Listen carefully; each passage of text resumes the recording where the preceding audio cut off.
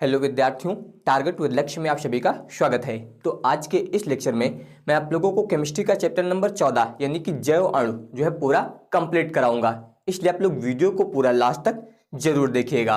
तो आइए शुरू करते हैं। तो सबसे पहले आप इसमें पढ़ेंगे जैव अणु के बारे में, यानी कि जैव अणु किसे कहते हैं। तो इसे जो आप दो प्रकार से परिभाषित कर सकते हैं।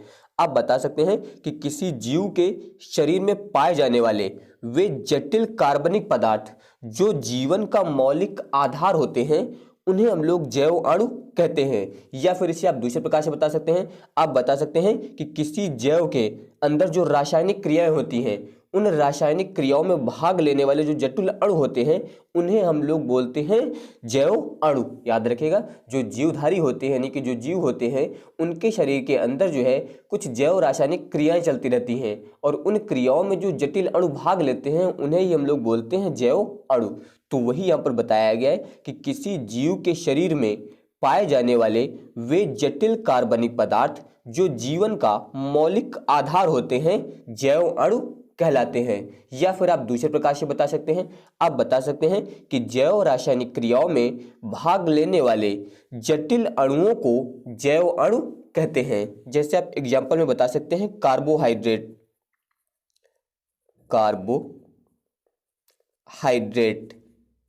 इसके अलावा बता सकते हैं प्रोटीन, या फिर आप बता सकते हैं विटामिन। ये सभी जो है यहाँ पर जैव अणु होते हैं, ये यानी कि जैव रासायनिक क्रियाओं में भाग लेते हैं। तो ये सभी यहाँ पर जैव अणु कहलाएंगे। अब इसके बाद आप लोग इसमें पढ़ेंगे कार्बोहाइड्रेट के बारे में, यानी कि कार्बोहाइड्रेट क्या होता है। तो आप बता सकते हैं कि ये कार्बन, हाइड्रोजन व ऑक्सीजन युक्त पॉलीहाइड्रिक एल्डिहाइड या पॉलीहाइड्रिक कीटोन होते हैं। याद रखिएगा कि जो कार्बोहाइड्रेट होते हैं वो कार्बन, हाइड्रोजन व फिर ऑक्सीजन युक्त जो है पॉलीहाइड्रिक एल्डिहाइड या पॉलीहाइड्रिक कीटोन होते हैं। इनका सरलतम सूत्र आप लोग याद रखिएगा। आप बता सकते हैं सरलतम सूत्र। तो इनका जो सरलतम सूत्र होता है वो होता है CH2O। इसके अलावा अगर हम लोग सामान्य सूत्र की बात करें तो इनका जो सामान्य सूत्र होता है उसे आप इस प्रकार से बता सकते हैं, यानी कि CX, इसके बाद होता है H2OY। तो ये यहाँ पर इनका सामान्य सूत्र है। इसके अलावा ये यहाँ पर इनका सरलतम सूत्र है। अगर हम लोग कार्बोहाइड्रेट के स्रोत की बात करें, यानी कि कार्बोहाइड्रेट जो है कहाँ से प्राप्त होता है, तो इसके लिए आप बता सकते हैं कार्बोहाइड्रेट का स्रोत कौन कौन सा है। एक दूध, यानी कि दूध से आपको कार्बोहाइड्रेट मिल जाएगा। इसके अलावा गन्ना, इससे भी मिल जाएगा। चुकंदर, ये सभी जो है कार्बोहाइड्रेट के स्रोत होते हैं। इसके अलावा आम, केला, आलू, गाजर, अंगूर, चावल, जौ, मक्का, इसके अलावा बाजरा, ज्वार आदि। तो ये सभी जो है यहाँ पर कार्बोहाइड्रेट के स्रोत हैं, यानी कि कार्बोहाइड्रेट आप इनसे प्राप्त कर सकते हैं। दूध से आपको कार्बोहाइड्रेट मिल जाएगा, गाजर से मिल जाएगा, जितने भी यहाँ पर दिए गए हैं इन सभी से यहाँ पर आपको कार्बोहाइड्रेट मिल जाएगा। इसके अलावा अगर हम लोग कार्बोहाइड्रेट के उदाहरण की बात करें तो आप बता सकते हैं कार्बोहाइड्रेट क्या होते हैं आपके। एक आप बता सकते हैं ग्लूकोज, ये आपका कार्बोहाइड्रेट होता है। इसके अलावा दूसरा सुक्रोज, ये जो है यहाँ पर कार्बोहाइड्रेट होते हैं, ग्लूकोज और इसके अलावा सुक्रोज। अगर यहाँ पर बात करें तो ग्लूकोज आप बता सकते हैं रक्त शर्करा, इसे हम लोग बोलते हैं रक्त शर्करा। और जो आपका सुक्रोज है जिसे हम लोग बोलते हैं चीनी, ये आपका सुक्रोज। अगर इसके सूत्र की बात करें तो इसका सूत्र होता है C12, इसके अलावा H22O11। और अगर हम लोग ग्लूकोज की बात करें तो इसका सूत्र होता है C6H12, इसके अलावा O6। इससे आप दूसरे प्रकार से भी लिख सकते हैं, ध्यान दीजिए, जो अभी आपको बताया गया था CX, इसके अलावा H2OY, तो इस रूप में भी इसे लिख सकते हैं। ध्यान दीजिए, इसे आप इस प्रकार लिखिए, C यहाँ पर हो जाएगा 6, इसके बाद लिख दीजिए H2O का होल 6, तो ये आपका X हो जाएगा और यहाँ पर Y हो जाएगा। इस प्रकार से भी आप यहाँ पर इसे लिख सकते हैं। अब इसके बाद ध्यान दीजिए कार्बोहाइड्रेट का वर्गीकरण। तो कार्बोहाइड्रेट का वर्गीकरण जो है 3 प्रकार से किया जाता है। अब सभी प्रकार इसके यहाँ पर समझ लीजिए। सबसे पहले यहाँ पर कार्बोहाइड्रेट का वर्गीकरण जो है जल अपघटन के आधार पर किया जाता है, जल अपघटन के आधार पर। इसके अलावा जो है कार्बोहाइड्रेट का वर्गीकरण स्वाद के आधार पर किया जाता है, स्वाद के आधार पर। और इसके अलावा जो है कार्बोहाइड्रेट का वर्गीकरण अपचयन के आधार पर किया जाता है, अपचयन के आधार पर।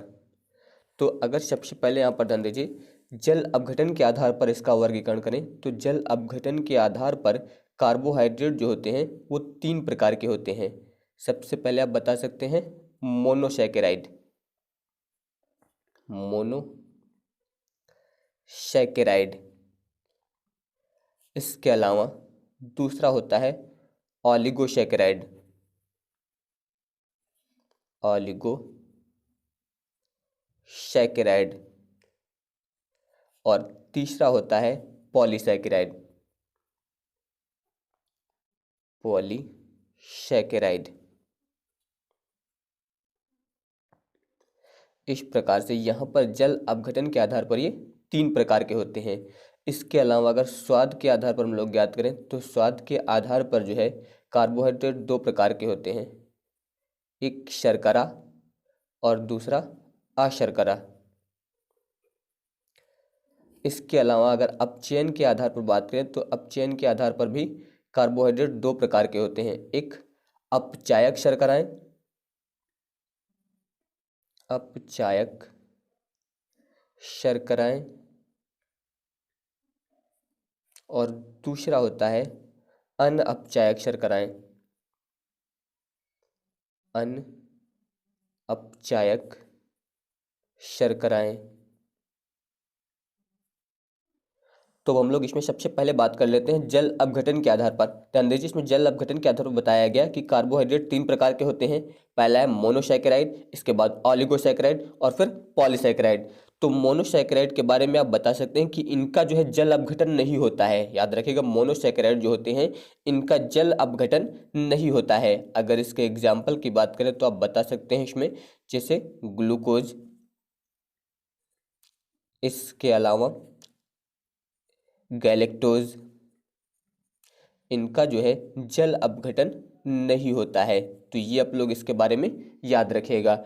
इसके अलावा जो दूसरा है ऑलिगोसैकेराइड, इसके बारे में आप बता सकते हैं कि इनके जल अपघटन से 2 से 10 तक मोनोसैकेराइड प्राप्त होते हैं। याद रखिएगा, जो ऑलिगोसैकेराइड होते हैं इनके जल अपघटन से जो है 2 से लेके 10 तक जो है आपके मोनोसैकेराइड्स प्राप्त होते हैं। अगर इसके एग्जाम्पल की बात करें तो एग्जाम्पल आप बता सकते हैं, जैसे कि सुक्रोज, इसके अलावा लैक्टोज, या फिर दुग्ध शर्करा, दुग्ध शर्करा।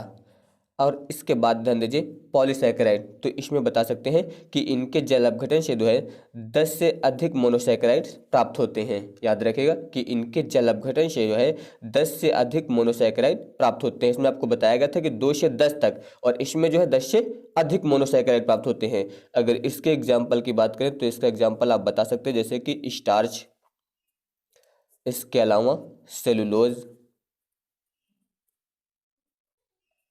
तो इस प्रकार से आप इनके बारे में बता सकते हैं।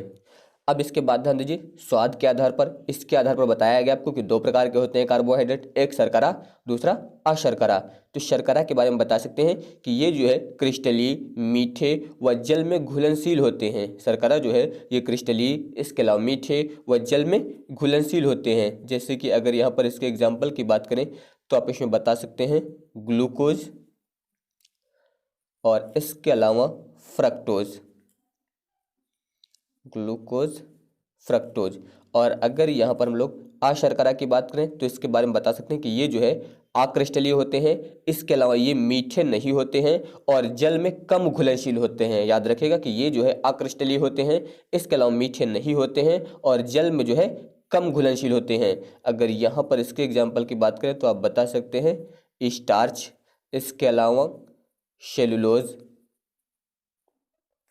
अब इसके बाद ध्यान दीजिए अपचयन के आधार पर। तो अपचयन के आधार पर कार्बोहाइड्रेट दो प्रकार के होते हैं, एक अपचायक शर्कराएं, दूसरा अनअपचायक शर्कराएं। तो अपचायक शर्कराएं के बारे में बता सकते हैं कि ये जो है अपचायक का कार्य करते हैं और इनमें जो है याद रखेगा एल्डिहाइड यानी कि CHO और इसके अलावा जो है कीटोन ग्रुप होता है। ये आप लोग याद रखिएगा कि ये जो है अपचायक का कार्य करते हैं, इसके अलावा इसमें CHO और CO ग्रुप जो है उपस्थित होता है। और इसके अलावा इसमें बता सकते हैं कि ये जो है सुक्रोज को छोड़कर सभी मोनोसैकेराइड व डाइसैकेराइड होते हैं। याद रखिएगा इसमें सुक्रोज को छोड़कर जो है सभी मोनो व डाइसैकेराइड जो है वो होते हैं।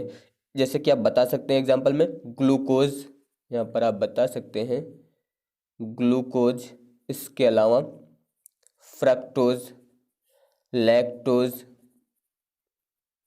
माल्टोज, इस प्रकार से आप बता सकते हैं यहाँ पर इत्यादि। याद रखिएगा केवल सुक्रोज को छोड़कर सभी होते हैं।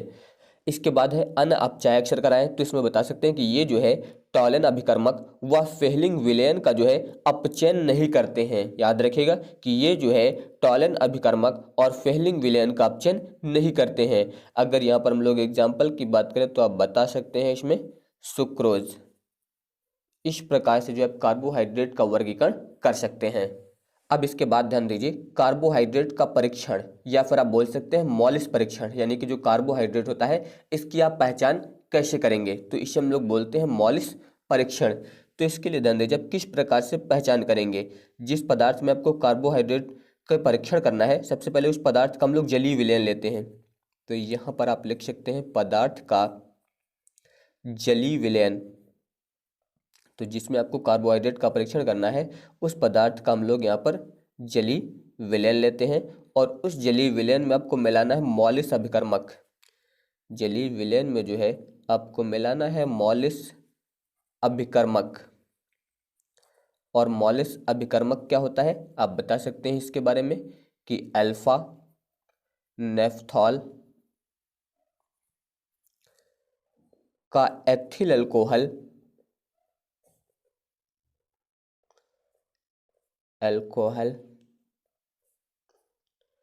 में 10% विलयन,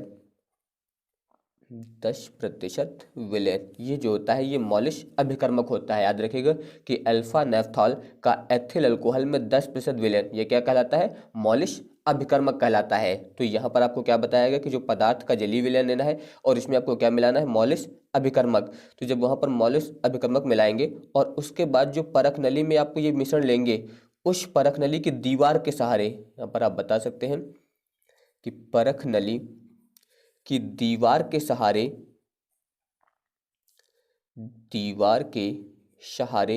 इसमें जो है आपको H2SO4 बूंद बूंद करके डालना है। याद रखिएगा यहाँ पर H2SO4 जो है ये आप बूंद बूंद करके उसमें डालेंगे।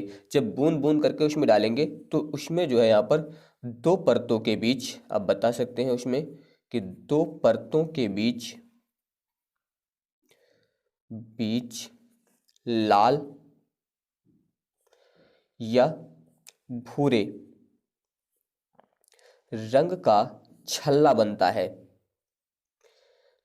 तो इस प्रकार से आप यहाँ पर इसके बारे में बता सकते हैं कि जब दीवार के सहारे बूंद बूंद करके H2SO4 डाला जाता है तो दो परतों के बीच जो है लाल या फिर भूरे रंग का जो है छल्ला बनता है, जो कुछ समय बाद जो है बैंगनी रंग का हो जाता है। याद रखिएगा कि जो कुछ समय बाद बैंगनी रंग का हो जाता है, बैंगनी रंग का हो जाता है। और जब वो बैंगनी रंग का हो जाता है तो यहाँ पर जो है आप कार्बोहाइड्रेट की पहचान कर सकते हैं। तो आप बता सकते हैं कि तो पदार्थ में कार्बोहाइड्रेट की उपस्थिति निश्चित है। तो आप बताएंगे यहाँ पर तो पदार्थ में कार्बोहाइड्रेट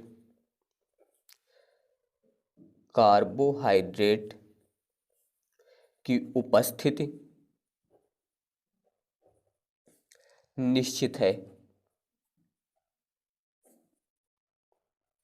इस प्रकार से यहाँ पर ये परीक्षण किया जाता है। अब ध्यान दीजिए यहाँ पर मैंने समझाने के लिए आपको इस प्रकार से लिखा है, नहीं कि इसमें प्लस लगा दिया है, इसके अलावा तीर लगा है। बाकी आपको किस प्रकार से लिखना है अब ध्यान दीजिए। आप सबसे पहले इसमें लिखेंगे यहाँ पर कि पदार्थ के जलीय विलयन में, याद रखिएगा, पदार्थ के जलीय विलयन में मौलिक अभिकर्मक यानी कि अल्फा नेफ्थाल का एथिल अल्कोहल में 10% विलयन डालकर परख नली को बिना हिलाए बहुत सावधानी से जो है परख नली की दीवार के सहारे बूंद बूंद करके H2SO4 डालने पर दो परतों के बीच जो है यहाँ पर लाल या भूरे रंग का छल्ला बनता है, जो कुछ समय बाद जो है बैंगनी रंग का हो जाता है।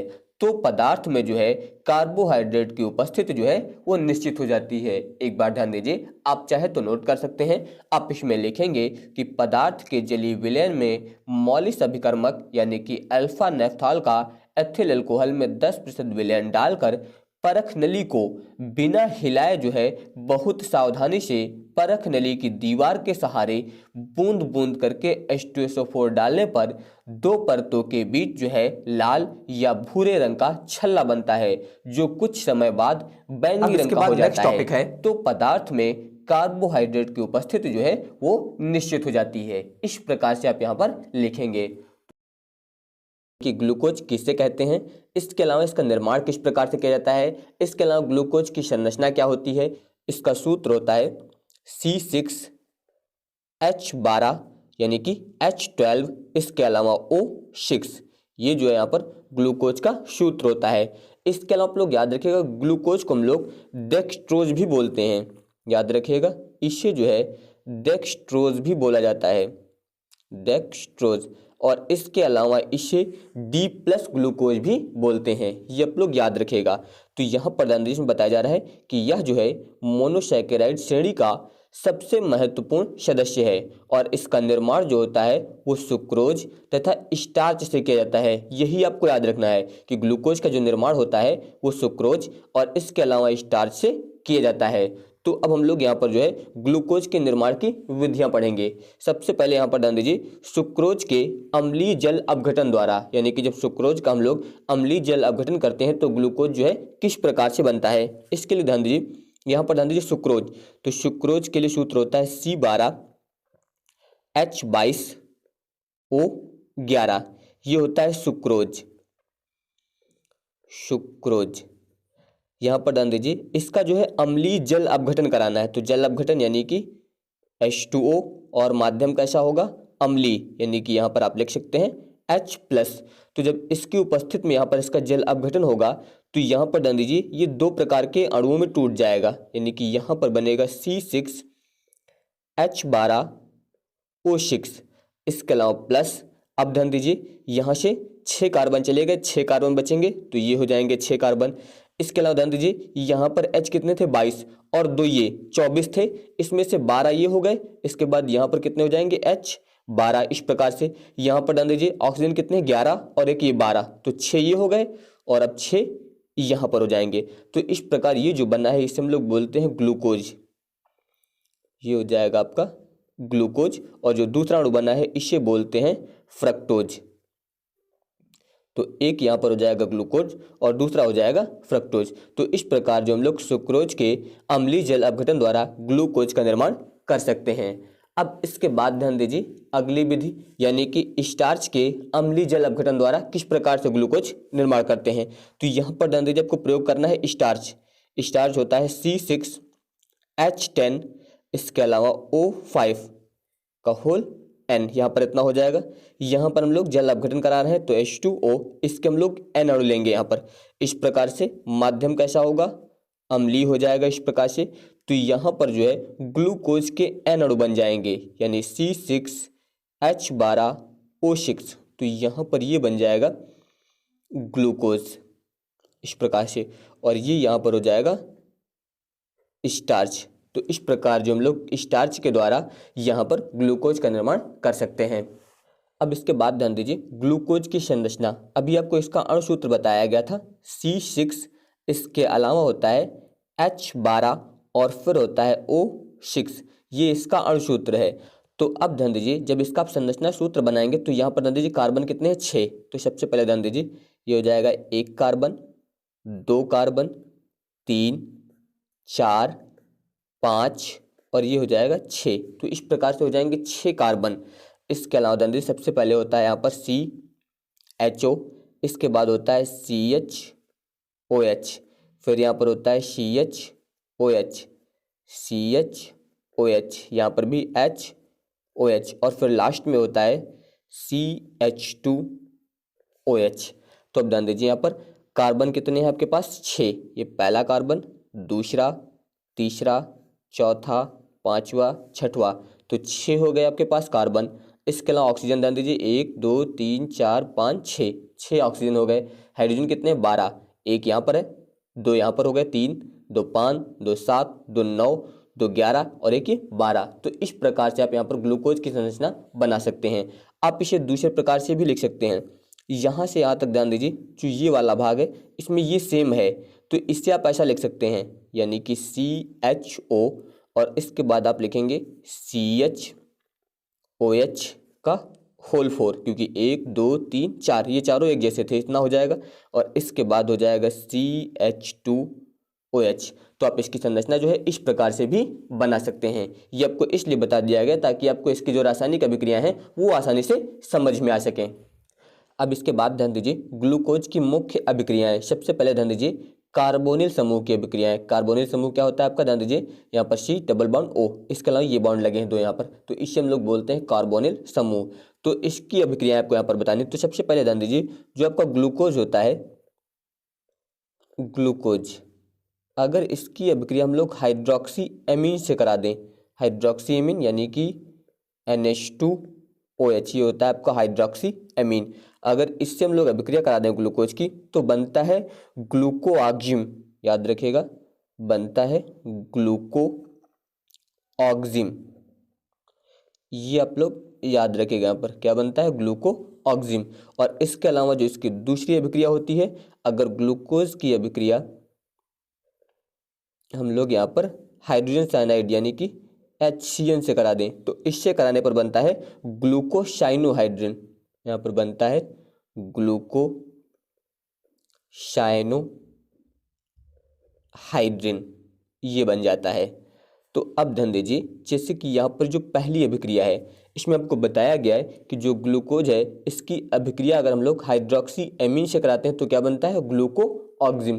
तो अब ध्यान दीजिए यहाँ पर ग्लूकोज, ग्लूकोज का सूत्र अभी आपको बताया गया है CHO, इसके अलावा आप इसमें लिख सकते हैं CHOH का होल 4, और यहाँ पर हो जाएगा CH2OH, इतना होगा। तो जब यहाँ पर इसकी क्रिया होगी NH2OH से, तो ध्यान दीजिए होगा क्या, यहाँ से ये वाला ऑक्सीजन निकलेगा और इसके अलावा यहाँ से ध्यान दीजिए ये वाला H2 निकल जाएगा। तो ये H2 और ये O, यानी कि यहाँ से जो है H2O निकल जाएगा। तो जब H2O निकल गया तो अब ध्यान दीजिए यहाँ पर हो जाएगा CH, इस प्रकार से यहाँ से ये ऑक्सीजन निकल गया तो यहाँ पर लग जाएगा डबल बॉन्ड। इसके अलावा यहाँ पर ये वाला N आके जुड़ेगा और ये वाला OH, तो ये इतना हो गया। बाकी सेम उसी प्रकार से रहेगा, यानी कि ये हो जाएगा CHOH का होल 4 इस प्रकार से, और इसके अलावा यहाँ पर हो जाएगा CH2OH, ये इतना बन जाएगा। तो इस प्रकार ये ग्लूकोज है। जब इसकी क्रिया हम लोग यहाँ पर हाइड्रोक्सी एमीन से कराते हैं तो क्या बन जाता है, इसमें ग्लूकोऑक्जिम बन जाता है। और यहाँ पर ध्यान दीजिए जो ये आपका ग्लूकोज है, ध्यान दीजिए इसे आप इस प्रकार से लिख सकते हैं। अब इसकी दूसरी अभिक्रिया ध्यान दीजिए, यानी कि जो हाइड्रोजन साइनाइड की उपस्थिति में होगी, तो इसके लिए ध्यान दीजिए जो यहाँ पर CHO लिखा गया इसे आप ऐसा लिख सकते हैं CH डबल बॉन्ड O करके, तो यहाँ पर हो जाएगा CHOH का होल 4 इस प्रकार से, और इसके अलावा यहाँ पर हो जाएगा CH2OH, इतना हुआ। यहाँ पर ध्यान दीजिएगा ये होल 4 लिखा हुआ है। अब इसके बाद ध्यान दीजिए इसकी क्रिया किससे करानी है आपको, हाइड्रोजन साइनाइड से। तो जब इससे अभिक्रिया कराएंगे तो यहाँ पर ध्यान दीजिए इसका ये वाला बॉन्ड टूटेगा, और जब ये वाला बॉन्ड टूटेगा तो यहाँ पर CN जुड़ जाएगा और यहाँ पर ये वाला H आके जुड़ेगा। तो इसका मतलब ध्यान दीजिए यहाँ पर ये हो गया आपका CH, इससे एक तो आपका बन जाएगा ये वाला OH जुड़ जाएगा इस प्रकार से, और दूसरा क्या जुड़ जाएगा CN, तो यहाँ पर ये हो जाएगा CN। इसके अलावा यहाँ पर हो जाएगा CHOH का होल 4, और इसके अलावा हो जाएगा CH2OH। तो ये बन जाएगा आपका यहाँ पर ग्लूकोसाइनोहाइड्रिन, इसे हम लोग बोलते हैं ग्लूकोसाइनोहाइड्रिन और इसे बोलते हैं ग्लूकोऑक्जिम। अब इसके बाद ध्यान दीजिए अगली अभिक्रिया है ग्लूकोज का ऑक्सीकरण, यानी कि ग्लूकोज का जो है ऑक्सीकरण कैसे होता है। तो इसके लिए ध्यान दीजिए जो ग्लूकोज होता है, ग्लूकोज जब इसकी अभिक्रिया हम लोग ब्रोमीन जल से कराते हैं, यानी कि Br2 जल से, तो इसका यहाँ पर जो है ऑक्सीकरण होता है। और जब इसका ऑक्सीकरण होता है तो इसमें बनता है ग्लूकोनिक अम्ल, इसमें बन जाता है ग्लूकोनिक अम्ल, ये बनता है। तो ध्यान दीजिए यहाँ पर ग्लूकोज है और यहाँ पर ब्रोमीन जल, इसकी उपस्थिति में जब इसका ऑक्सीकरण कराया जाता है तो इसमें बनता है ग्लूकोनिक अम्ल। और आप लोग याद रखिएगा इस क्रिया में जो है केवल जो CHO समूह होता है ये यहाँ पर ऑक्सीकृत होता है। ये आप लोग याद रखिएगा कि इस अभिक्रिया में केवल जो CHO समूह है यही ऑक्सीकृत होता है। जैसे कि ध्यान दीजिए, मान लीजिए इसका हम लोग सूत्र लिखें तो यहाँ पर हो जाएगा CHO, यहाँ पर हो जाएगा CHOH का होल 4 और इसके अलावा हो जाएगा CH2OH, इस प्रकार से। तो जब इसका यहाँ पर हम लोग ऑक्सीकरण कराएंगे ब्रोमीन जल की उपस्थिति में, यानी कि Br2 जल की उपस्थिति में, तो आपको क्या बताया गया कि जो CHO है केवल ये ऑक्सीकृत होता है, यानी कि जो CHO है ये यहाँ पर बन जाएगा COOH, बाकी सेम वैसा ही रहेगा, यानी कि CHOH का होल 4 और यहाँ पर हो जाएगा CH2OH, इस प्रकार से। यानी कि इसमें जो CHO है केवल यही ऑक्सीकृत होता है। तो ये यहाँ पर जो बना है इससे ही हम लोग बोलते हैं ग्लूकोनिक अम्ल। याद रखिएगा इसे बोला जाता है ग्लूकोनिक अम्ल, और ये आपका यहाँ पर है ग्लूकोज। इसके अलावा जो इसकी दूसरी अभिक्रिया है इसमें आप बता सकते हैं कि जो ग्लूकोज होता है, ग्लूकोज अगर इसका ऑक्सीकरण जो हम लोग HNO3 के द्वारा कराएं तो यहाँ पर जो इसका ऑक्सीकरण होता है तो इसमें बनता है ग्लूकैरिक अम्ल। याद रखिएगा इसमें बन जाता है ग्लूकैरिक अम्ल। और इसमें याद रखिएगा यहाँ पर जो है इसमें जो आपका CHO ग्रुप होता है और इसके अलावा जो CH2OH ग्रुप होता है ये दोनों यहाँ पर जो है ऑक्सीकृत हो जाते हैं। ये दोनों यहाँ पर जो है COOH में ऑक्सीकृत हो जाएंगे। जैसे इसमें ध्यान दीजिए इसमें जो आपका ये CHO ग्रुप था ये केवल COOH में ऑक्सीकृत हो गया है, ये वाला नहीं हुआ है। लेकिन जो ये वाली अभिक्रिया है इसमें जो आपका CHO और CH2OH है ये दोनों जो है यहाँ पर COOH में ऑक्सीकृत हो जाएंगे। तो इसके लिए आप ध्यान दीजिए इसमें जब अभिक्रिया लिखेंगे तो आप बता सकते हैं यहाँ पर हो जाएगा CHO, इसके बाद CHOH का होल 4, इसके बाद CH2OH, इतना हुआ। यहाँ पर आप लिखेंगे HNO3। तो जब यहाँ पर इसका ऑक्सीकरण कराया जाएगा तो अब ध्यान दीजिए यहाँ पर जो CHO है ये बन जाएगा COOH, इसके अलावा हो जाएगा CHOH का होल 4 और इसके अलावा जो CH2OH है ये आपका यहाँ पर बदल जाएगा COOH में। तो ये यहाँ पर जो बना है इसे हम लोग बोलते हैं ग्लूकैरिक अम्ल, या फिर आप बोल सकते हैं शैकेरिक अम्ल। याद रखिएगा ग्लूकैरिक अम्ल या फिर आप बोल सकते हैं शैकेरिक अम्ल। इसके बाद ध्यान दीजिए ग्लूकोज का अपचयन। तो जो ग्लूकोज होता है इसका अपचयन जो होता है वो H2 और Na की उपस्थिति में होता है। ये यहाँ पर उत्प्रेरक है। तो जब इस उत्प्रेरक की उपस्थिति में ग्लूकोज का अपचयन होता है तो ये बन जाता है यहाँ पर सॉर्बिटॉल। याद रखिएगा इसमें बनता है सॉर्बिटॉल। तो ग्लूकोज इसका सूत्र आप लिख सकते हैं CHO, यहाँ पर हो जाएगा CHOH का होल 4, इसके अलावा हो जाएगा CH2OH, ये हो गया आपका ग्लूकोज। यहाँ पर उत्प्रेरक हो जाएगा H2Na, यानी कि ये अपचयक का कार्य करेगा। तो जब इस अपचयक की उपस्थिति में इसका अपचयन होगा तो यहाँ पर बन जाएगा सॉर्बिटॉल, यानी कि यहाँ पर ये हो जाएगा CH2OH। जो CHO था ये भी किस में बदल जाएगा CH2OH में, इसके अलावा CHOH का होल 4, यहाँ पर हो जाएगा CH2OH। तो ये जो बना है इसे हम लोग बोलते हैं सॉर्बिटॉल, और ये क्या है आपका ग्लूकोज, यानी कि ग्लूकोज का अपचयन किस में हो जाता है सॉर्बिटॉल में हो जाता है। और यहाँ पर अपचायक जो होते हैं वो सोडियम अमलगम, इसके अलावा सोडियम बोरोहाइड्राइड, ये जो है यहाँ पर अपचायक का कार्य करते हैं, ये आप लोग याद रखिएगा। अब इसके बाद ध्यान दीजिए अगली अभिक्रिया है किण्वन। तो इसमें जो ग्लूकोज होता है वो एथिल अल्कोहल में जो है परिवर्तित हो जाता है। ग्लूकोज यानी कि C6H12O6 ये होता है ग्लूकोज। जब इसका किण्वन होता है और यहाँ पर जो किण्वन होता है वो जाइमेज की उपस्थिति में होता है। तो जब इसके उपस्थित में इसका किण्वन कराते हैं तो यहाँ पर ये जो है एथिल अल्कोहल में परिवर्तित हो जाता है, यानी कि C2H5OH, और इसके अलावा इसमें जो है CO2 गैस निकलती है। इसको अगर आप संतुलित करेंगे तो यहाँ पर 2 से गुणा और यहाँ पर भी 2 से गुणा, तो ये जो बना है आपका ये बनता है एथिल अल्कोहल। तो ग्लूकोज के किण्वन से जो है यहाँ पर एथिल अल्कोहल का निर्माण होता है, ये आप लोग याद रखिएगा।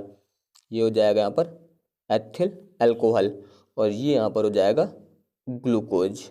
तो जब ग्लूकोज का किण्वन होता है तो इससे क्या बनता है, एथिल अल्कोहल। अब इसके बाद ध्यान दीजिए ग्लूकोज की फिशर संरचना, ये बहुत ही महत्वपूर्ण संरचना है। ये जो है फिशर ने दी थी, इसलिए इसे हम लोग बोलते हैं फिशर संरचना। अब ध्यान दीजिए ग्लूकोज की फिशर संरचना क्या होती है, इसमें अभी आपको बताया गया। सबसे पहले ऊपर क्या होता है, CHO ये होता है। इसके बाद ध्यान दीजिए ये आपका पहला कार्बन है, फिर दूसरा कार्बन, तीसरा कार्बन, चौथा कार्बन, पांचवा कार्बन और फिर इसके बाद छठवां कार्बन, इतना होता है। तो यहाँ पर ये पहला कार्बन होता है, ये दूसरा, तीसरा, चौथा, पांचवा और ये छठवां। यहाँ पर ध्यान दीजिए इसमें एक तरफ होता है H और इसके अलावा यहाँ पर होता है OH।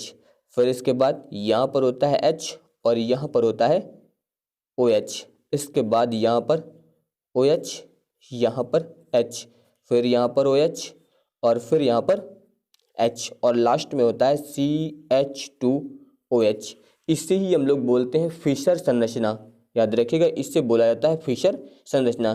कुछ जगह पर इसे दूसरे प्रकार से भी बनाया गया। ध्यान दीजिए इसे इस प्रकार से बनाया गया, यानी कि यहाँ पर होता है आपका CHO, इसके बाद इसमें एक सीधी रेखा इस प्रकार से, और इसके बाद 1 2 3 और फिर 4 और सबसे लास्ट में होता है CH2OH। बाकी सेम इसी प्रकार से यहाँ पर होता है H, यहाँ पर OH, फिर यहाँ पर H, यहाँ पर OH, फिर यहाँ पर H, यहाँ पर OH, यहाँ पर OH, यहाँ पर H। यहाँ पर ध्यान दीजिए इनमें कार्बन लिखा नहीं है, लेकिन यहाँ पर कार्बन होता है। ये पहला कार्बन, दूसरा, तीसरा, चौथा, पांचवा और ये छठवां कार्बन। ये जो संरचना है इससे भी हम लोग बोलते हैं फिशर संरचना। आप ऐसे भी बना सकते हैं या फिर इसे इस प्रकार से बना सकते हैं। तो ये आप लोग याद रखिएगा, ये होती है फिशर संरचना। यहाँ पर याद रखिएगा कि ग्लूकोज का जो है सही नाम इन्होंने बताया D+ ग्लूकोज होता है। इन्होंने बताया फिशर ने कि जो ग्लूकोज है इसका सही नाम जो होता है वो D+ ग्लूकोज होता है, D+ ग्लूकोज। और यहाँ पर याद रखिएगा, यहाँ पर डी शब्द का प्रयोग क्यों किया गया है, यहाँ पर ये इसकी विशेष संरचना के कारण, क्योंकि इसमें ध्यान दीजिए जो OH समूह है, यहाँ पर OH है, यहाँ पर OH है, यहाँ पर भी OH है, इधर केवल एक ही OH है, बाकी इधर 3 OH है। तो इस विशेष संरचना के कारण जो है इसे हम लोग डी शब्द का यहाँ पर प्रयोग करते हैं। और जो प्लस यूज हुआ है इसका मतलब यहाँ पर दक्षिण ध्रुवण घूर्णकता के कारण, याद रखिएगा दक्षिण ध्रुवण घूर्णकता के कारण जो है इसे हम लोग D+ ग्लूकोज के नाम से भी जानते हैं। अब इसके बाद ध्यान दीजिए अगला यहाँ पर है ग्लूकोज की चक्रीय संरचना, या फिर इससे आप बोल सकते हैं फिशर प्रक्षेपण सूत्र। तो अब ध्यान दीजिए जो अभी आपको एक संरचना बताई गई थी उसमें बताया गया था CHO। तो सबसे पहले CHO जो होता है उसे आप ऐसा लिखेंगे C डबल बॉन्ड O और यहाँ पर ये H, तो ये आपका हो जाएगा CHO इस प्रकार से। इसके अलावा ध्यान दीजिए यहाँ पर हो जाएगा दूसरा कार्बन, फिर ये तीसरा कार्बन, इसी प्रकार से चौथा कार्बन, फिर इसके बाद पांचवा कार्बन और फिर यहाँ लास्ट में होगा छठवां कार्बन। बाकी सेम उसी प्रकार जो भी आपको बताया गया था फिशन संरचना में, यहाँ पर होता है OH, यहाँ पर H, इसके अलावा यहाँ पर हो जाएगा OH, यहाँ पर H, फिर यहाँ पर OH, यहाँ पर H, फिर यहाँ पर OH, यहाँ पर H और लास्ट में होता है CH2OH। अगर नंबरिंग करेंगे तो ये हो जाएगा 1 2 3 4 5 6 इस प्रकार से। तो यहाँ पर ध्यान दीजिए जो पहला कार्बन है और इसके अलावा जो पांचवा कार्बन है, इसमें वैज्ञानिकों ने बताया कि जो इसका ये हाइड्रोजन होता है, ये हाइड्रोजन जो है यहाँ से निकल कर जो है इस ऑक्सीजन के पास चला जाता है, यानी कि इधर इस ऊपर वाले यानी कि पहले वाले कार्बन के पास जो ऑक्सीजन है इसके पास ये वाला हाइड्रोजन चला जाता है। और जब ये हाइड्रोजन यहाँ पर चला जाता है तो जो इसका ये वाला बॉन्ड है यानी कि ये वाला पाई बॉन्ड जो है फिर यहाँ पर आ जाता है इस प्रकार से। जब ये हाइड्रोजन जो है यहाँ पर चला जाता है तो ये पाई बॉन्ड जो है यहाँ पर आ जाता है। तो अब ध्यान दीजिए यहाँ पर जो इसमें 2 प्रकार की संरचनाएं बना सकते हैं। सबसे पहले ध्यान दीजिए इसमें एक संरचना आप इस प्रकार से बना सकते हैं। यहाँ पर ध्यान दीजिए, ये हो गया आपका कार्बन। यहाँ पर जब ये वाला H आके यहाँ पर जुड़ जाएगा तो इसका डबल बॉन्ड जो समाप्त हो जाएगा, तो यहाँ पर ये हो जाएगा OH, और इसके अलावा ये वाला हो जाएगा हाइड्रोजन। इस प्रकार से इसके अलावा आप ध्यान दीजिए, यहाँ पर ये वाला कार्बन, इससे ये वाला यहाँ पर OH जुड़ा है, बाकी इधर यहाँ पर H। इसके बाद ध्यान दीजिए, फिर यहाँ पर अगला कार्बन, इससे यहाँ पर H, और इसके बाद OH। फिर इसके बाद ध्यान दीजिए अगला कार्बन, फिर यहाँ पर क्या है, OH है, और इसके बाद यहाँ पर क्या है, H। तो यहाँ पर हो जाएगा OH, फिर यहाँ पर हो जाएगा H। अब इसके बाद ध्यान दीजिए, यहाँ पर जो ये अगला वाला कार्बन है, यहाँ से H चला गया है और पाई बॉन्ड यहाँ पर आके जुड़ गया है। तो अब यहाँ पर ध्यान दीजिए, ये वाला जो बॉन्ड था ये बॉन्ड हो जाएगा आपका, इससे यहाँ पर क्या जुड़ा है, ऑक्सीजन, और दूसरा बॉन्ड जो है यहाँ से आके इससे जुड़ जाएगा इस प्रकार से। और इसके बाद अगला यहाँ पर हो जाएगा CH2OH, और यहाँ पर ध्यान दीजिए ये लग जाएगा हाइड्रोजन। तो यहाँ पर ये पहला कार्बन, दूसरा कार्बन, तीसरा कार्बन, चौथा कार्बन, पांचवा कार्बन और ये छठवां कार्बन। तो यहाँ पर पहला और जो पांचवा कार्बन है, इन दोनों के बीच में ध्यान दीजिए यहाँ पर ये एक बॉन्ड बना, उसमें क्या जुड़ा है, यहाँ पर ऑक्सीजन।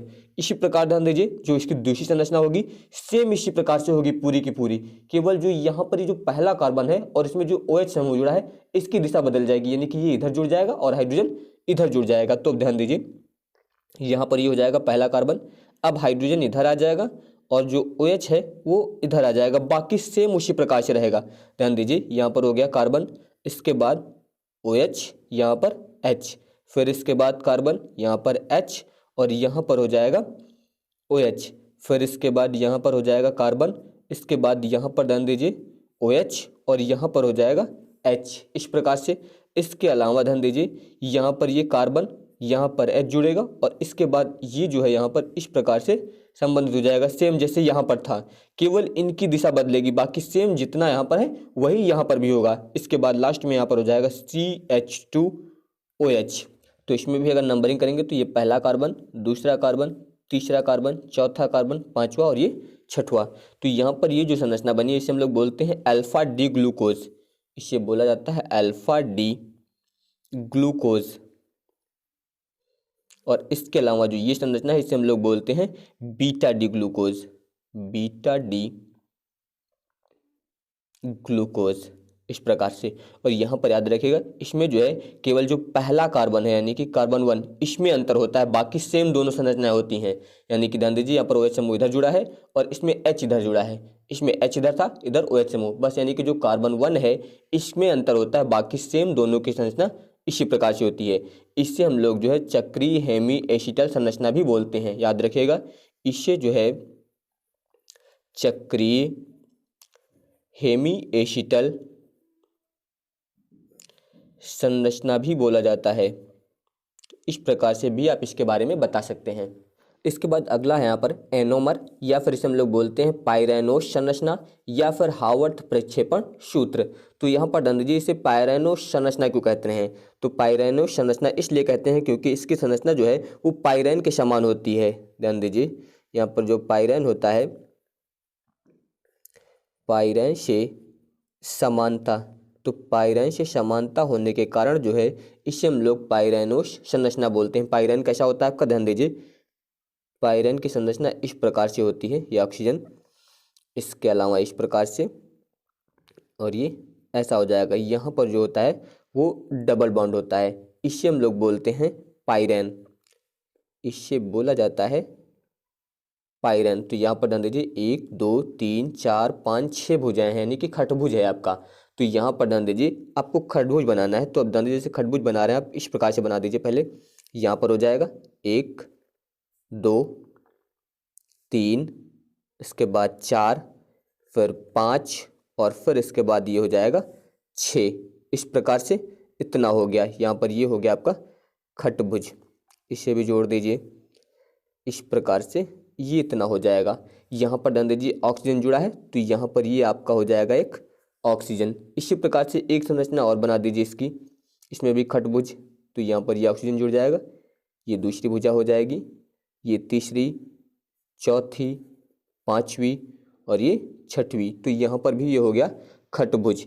तो अब ध्यान दीजिए इसमें जो नंबरिंग करते हैं उसके पहले ध्यान दीजिए, यहाँ पर ये बॉन्ड हो जाएगा, यहाँ पर बॉन्ड हो जाएगा, यहाँ पर ये बॉन्ड हो जाएगा, यहाँ पर, और इसके अलावा यहाँ पर ये बॉन्ड हो गया। सेम इसी प्रकार से यहाँ पर भी ध्यान दीजिए, ये बॉन्ड हो गया, ये बॉन्ड हो जाएगा, यहाँ पर ये बॉन्ड हो जाएगा, ये बॉन्ड, और यहाँ पर ये बॉन्ड हो जाएगा इस प्रकार से।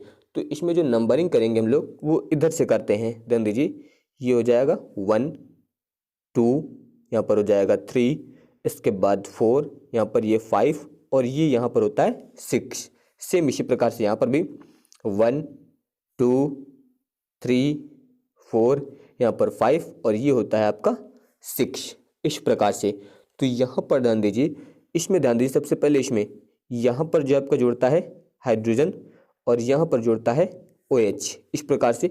इसके बाद फिर यहाँ पर H और यहाँ पर OH, फिर इसके बाद यहाँ पर OH, यहाँ पर H, फिर इसके बाद यहाँ पर H, फिर यहाँ पर हो जाता है OH, फिर इसके बाद यहाँ पर H, और फिर यहाँ पर जुड़ता है CH2OH। इस प्रकार से ये संरचना बनती है। सेम इसी प्रकार इसमें ध्यान दीजिए, पूरा इसी प्रकार से होगा, यानी कि जो पहला कार्बन है आपका, यहाँ पर कार्बन होता है, तो जो पहला कार्बन है इसमें इन दोनों में परिवर्तन होगा। यहाँ पर ध्यान दीजिए हाइड्रोजन था, यहाँ पर OH था, तो अब इसमें बदल जाएगा, यहाँ पर ये हो जाएगा OH और यहाँ पर ये हो जाएगा H। बाकी सेम, यहाँ पर H, यहाँ पर OH, जैसा इसमें था इसी प्रकार यहाँ पर ध्यान दीजिए OH H, यहाँ पर H, यहाँ पर हो जाएगा OH, यहाँ पर हो जाएगा H, इसके बाद हो जाएगा CH2OH। दोनों में सेम, केवल जो पहला कार्बन है इनकी संरचना में परिवर्तन होता है, बस इन्हीं में अंतर होता है, बाकी किसी में अंतर नहीं होता है। तो जो ये यहाँ पर बना है इसे हम लोग बोलते हैं अल्फा डी प्लस ग्लूकोज,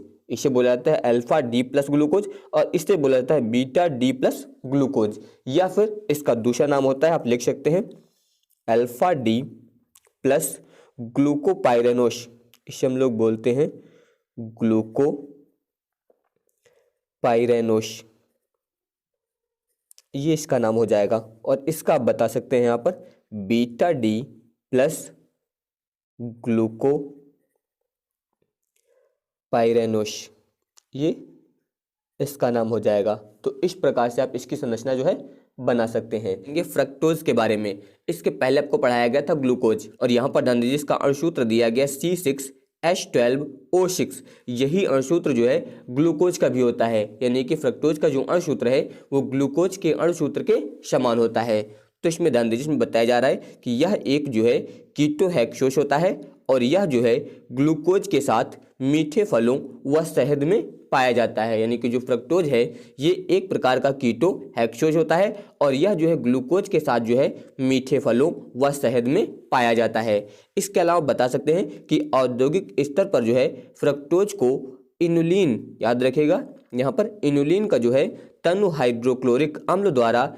जल अपघटन करके बनाया जाता है। यानी कि औद्योगिक स्तर पर जो है फ्रक्टोज का निर्माण जो है वो इनुलिन का जल अपघटन करके बनाया जाता है, और इनुलिन का जो जल अपघटन होता है वो तनु हाइड्रोक्लोरिक अम्ल द्वारा कराया जाता है। तो अब ध्यान दीजिए, जैसे कि मान लीजिए यहाँ पर आपने लिया है इनुलिन, यहाँ पर आप लिख सकते हैं इनुलिन, इसका आपको कराना है जल अपघटन। इसका क्या कराना है आपको? जल अपघटन। और इसका जो जल अपघटन होगा वो तनु हाइड्रोक्लोरिक अम्ल यानी कि तनु HCl की उपस्थिति में होगा। तो जब तनु HCl की उपस्थिति में इसका जल अपघटन कराया जाएगा तो इसमें बनेगा आपका फ्रक्टोज, इस प्रकार से। तो अब ध्यान दीजिए, जैसे कि मान लीजिए यहाँ पर इनुलिन, इसका अगर आप सूत्र लिखें तो ये हो जाएगा C6H10, इसके अलावा O5 इतना होता है का होल N, ये हो जाएगा इनुलिन। इसका आपको जल अपघटन कराना है तो यहाँ पर हम लोग लेंगे H2O, जल के यहाँ पर कितने अणु लेना है आपको? N अणु लेना है। इसका जो जल अपघटन कराया जाएगा वो तनु हाइड्रोक्लोरिक अम्ल की उपस्थिति में यानी कि तनु HCl द्वारा, जब इसकी उपस्थिति में इसका हम लोग जल अपघटन कराएंगे तो यहाँ पर जो है फ्रक्टोज के N अणु प्राप्त होंगे यानी कि C6H12O6। तो इस प्रकार ये बन जाएगा आपका फ्रक्टोज, और ये यहाँ पर है इनुलिन। तो आप बता सकते हैं कि औद्योगिक स्तर पर जो है फ्रक्टोज का निर्माण इनुलिन का जो है तनु हाइड्रोक्लोरिक अम्ल द्वारा जल अपघटन करके बनाया जाता है। अब इसके बाद ध्यान दीजिए यहाँ पर फ्रक्टोज की संरचना। अब इसका अणुसूत्र आपको बताया गया है, अणुसूत्र होता है C6H12 इसके अलावा O6। तो इसमें ध्यान दीजिए ये जो है फ्रक्टोज का अणुसूत्र होता है, इसमें कार्बन कितने हैं 6। तो जब यहाँ पर इसकी खुली श्रृंखला संरचना बनाई जाएगी तो इसमें पहले कार्बन ध्यान दीजिए 1 2 3 4 5 और इसके अलावा 6, इस प्रकार से 6 कार्बन होंगे। इन सभी को जो है सिंगल बॉन्ड के द्वारा जोड़ दिया जाएगा इस प्रकार से, ऐसे। तो ये हो गए आपके 6 कार्बन। इसमें जो पहला कार्बन होता है इसमें ध्यान दीजिए यहाँ पर होता है CH2OH, इस प्रकार से। इसके अलावा जो दूसरा कार्बन होता है इसमें जो है कीटोन ग्रुप होता है, यानी कि C डबल बॉन्ड O। आप यहाँ पर इसे चाहे तो CO लिख दें या फिर C डबल बॉन्ड O करके लिख सकते हैं। इसके अलावा ध्यान दीजिए इसमें यहाँ पर होगा H, इसके बाद यहाँ पर हो जाएगा OH, फिर इसके बाद इधर होगा OH और यहाँ पर हो जाएगा H, फिर इसके बाद यहाँ पर H और यहाँ पर OH और फिर लास्ट में यहाँ पर होगा CH2OH। तो ध्यान दीजिए ये पहला कार्बन है, ये दूसरा, तीसरा, चौथा, पांचवा और छठवां। तो इसमें ध्यान दीजिए पहले कार्बन और इसके अलावा छठवें कार्बन दोनों पर ये समान है। इसके अलावा ध्यान दीजिए दूसरे पर जो है यहाँ पर कीटोन ग्रुप जुड़ा हुआ है।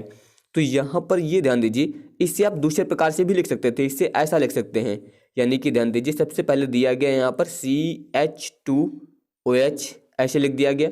इसके बाद ध्यान दीजिए यहाँ पर हो जाएगा C डबल बॉन्ड O, इतना हो गया।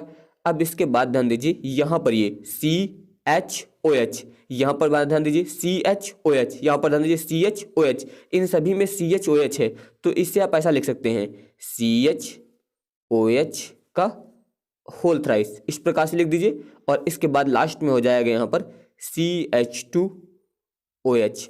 तो इसे जो है आप इस प्रकार से भी लिख सकते हैं। तो ये आप लोग याद रखेगा, इसमें आप लोग याद रखेगा कि जो दूसरा कार्बन है इसमें हमेशा कीटोन ग्रुप होगा, ये आप लोग यहाँ पर याद रखिएगा। इसके अलावा इसमें बता सकते हैं कि 6 कार्बन परमाणुओं की जो है सीधी श्रृंखला होती है, याद रखिएगा। यहाँ पर जो फ्रक्टोज होता है ये 6 कार्बन परमाणुओं की एक सीधी श्रृंखला होता है। इसके अलावा जो है इसे हम लोग D- फ्रक्टोज भी बोलते हैं, इसे बोला जाता है D- फ्रक्टोज। तो इसे D- फ्रक्टोज क्यों बोलते हैं आप बता सकते हैं, इसमें जो है D प्रकार की संरचना यानी कि D प्रकार की जो है श्रेणी से संबंधित होता है, इसलिए इसे हम लोग D- फ्रक्टोज कहते हैं। इसके अलावा जो है ये जो माइनस चिन्ह है ये इसलिए लगा होता है क्योंकि यहाँ पर जो है वाम ध्रुवण घूर्णक होता है, वाम का मतलब बाएं पक्ष, तो इसमें जो है वाम ध्रुवण घूर्णक होता है, इसलिए यहाँ पर ये माइनस चिन्ह प्रदर्शित किया गया है। तो ये आप लोग इसके बारे में याद रखिएगा। इसके बाद ध्यान दीजिए अगली यहाँ पर संरचना है फ्यूरेनोस संरचना। फ्यूरेनोस संरचना क्यों कहते हैं इसे, इसके लिए ध्यान दीजिए जो फ्यूरान होता है, फ्यूरान इस प्रकार से होता है, इसमें एक पंचभुज होता है, यहाँ पर ऑक्सीजन होता है। इसके अलावा ध्यान दीजिए इस प्रकार से होगा, इसमें 5 भुजाएं होंगी, यहाँ पर डबल बॉन्ड होगा और यहाँ पर डबल बॉन्ड होगा, इस प्रकार से ये ऑक्सीजन होगा। बाकी यहाँ पर ये कार्बन होता है, 1 2 3 4 कार्बन होते हैं और यहाँ पर ये ऑक्सीजन होता है, इससे बोला जाता है फ्यूरॉन, इससे बोलते हैं फ्यूरान। तो यहाँ पर इसकी जो संरचना होती है फ्रक्टोज की वो फ्यूरान जैसी होती है, इसलिए इसे हम लोग फ्यूरेनोस संरचना भी कहते हैं। तो अब ध्यान दीजिए जैसा कि अभी आपको बताया गया था इसमें कार्बन कितने होते हैं 6, 1 2 3 4 5 और 6, ये सभी इस प्रकार से जुड़े होंगे ऐसे। पहले नंबर पर होता है यहाँ पर CH2OH, दूसरे पर कीटोन होता है यानी कि डबल बॉन्ड हो।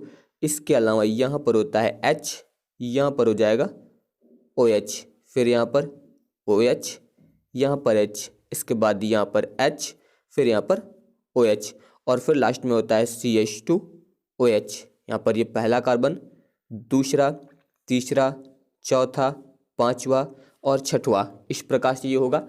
तो अब इसमें ध्यान दीजिए इसमें होता क्या, जैसा कि आपको ग्लूकोज में बताया गया था, यहाँ पर ध्यान दीजिए इसका जो एक हाइड्रोजन है ये हाइड्रोजन जो है यहाँ पर इस ऑक्सीजन के पास चला जाता है, तो यहाँ पर क्या बन जाता है OH, और जब यहाँ पर OH बन जाता है तो यहाँ पर डबल बॉन्ड की कोई आवश्यकता नहीं होती है, तो यहाँ पर इसका जो एक बॉन्ड है वो इस ऑक्सीजन पर आ जाता है इस प्रकार से।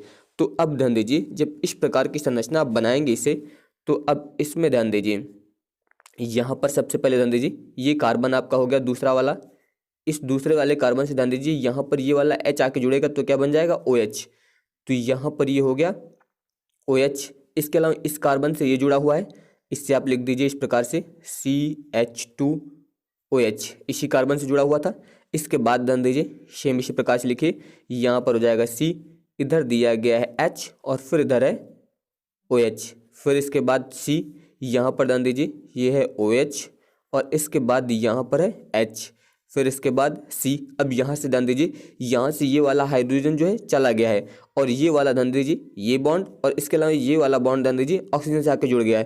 तो यहाँ पर ध्यान दीजिए अब ये वाला जो कार्बन था इसे आप इस प्रकार से बना सकते हैं, ये वाला जो है इस प्रकार से यहाँ पर इस ऑक्सीजन से आके जुड़ जाएगा, तो इससे आप इस प्रकार से बना सकते हैं।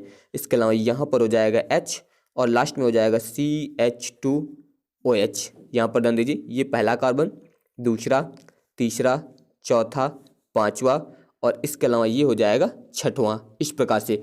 इसके अलावा ध्यान दीजिए इसे आप दूसरे प्रकार से बना सकते हैं। अब यहाँ पर ध्यान दीजिए इनकी दिशा केवल बदल जाएगी, जो OH है आपका वो इधर आके जुड़ जाएगा और जो CH2H है वो इधर आ जाएगा, बाकी सेम रहेगा। ध्यान दीजिए यहाँ पर ये हो जाएगा C, अब यहाँ पर जो हो जाएगा CH2OH, इसके अलावा यहाँ पर हो जाएगा OH, बाकी सेम रहेगा। यहाँ पर C, यहाँ पर H और यहाँ पर OH, फिर इसके बाद यहाँ पर COH और यहाँ पर H, इसके बाद C। यहाँ पर ध्यान दीजिए इससे जो बॉन्ड बनेगा ये यहाँ पर इस ऑक्सीजन के साथ आके जुड़ जाएगा, यहाँ पर हो जाएगा H और लास्ट में हो जाएगा CH2OH। अब के बाद ध्यान दीजिए 1 2 3 4 5 और ये लास्ट में हो गया 6। तो यहाँ पर ध्यान दीजिए जैसा कि इसमें आपको बताया गया था, ध्यान दीजिए यहाँ पर ये ऑक्सीजन होता है, इसके अंदर ध्यान दीजिए 1 कार्बन 2 कार्बन 3 कार्बन 4 कार्बन, उसी प्रकार यहाँ पर ध्यान दीजिए ये हो गया ऑक्सीजन। इसके अलावा ध्यान दीजिए इसके द्वारा जो यहाँ पर रिंग बन रही है इसमें ध्यान दीजिए ये 1 कार्बन 2 कार्बन 3 कार्बन 4 कार्बन, तो इस प्रकार यहाँ पर 4 कार्बन हो गया, ये ऑक्सीजन हो गया। इसी प्रकार इसमें ध्यान दीजिए ये ऑक्सीजन हो गया, 1 2 3 4 कार्बन हो गए। यहाँ पर इसकी जो संरचना है वो फ्यूरान जैसी होती है, इसलिए इस संरचना को हम लोग बोलते हैं फ्यूरेनोस संरचना, तो ये आप लोग याद रखिएगा। और यहाँ पर ये जो संरचना बनी है इसे बोलते हैं अल्फा D माइनस फ्रक्टो फ्यूरेनोस तो इस प्रकार से आप इसे बता सकते हैं अल्फा D माइनस फ्रक्टो फ्यूरेनोस, और जो दूसरा वाला होता है इससे आप बोल सकते हैं बीटा D माइनस फ्रक्टो फ्यूरेनोस।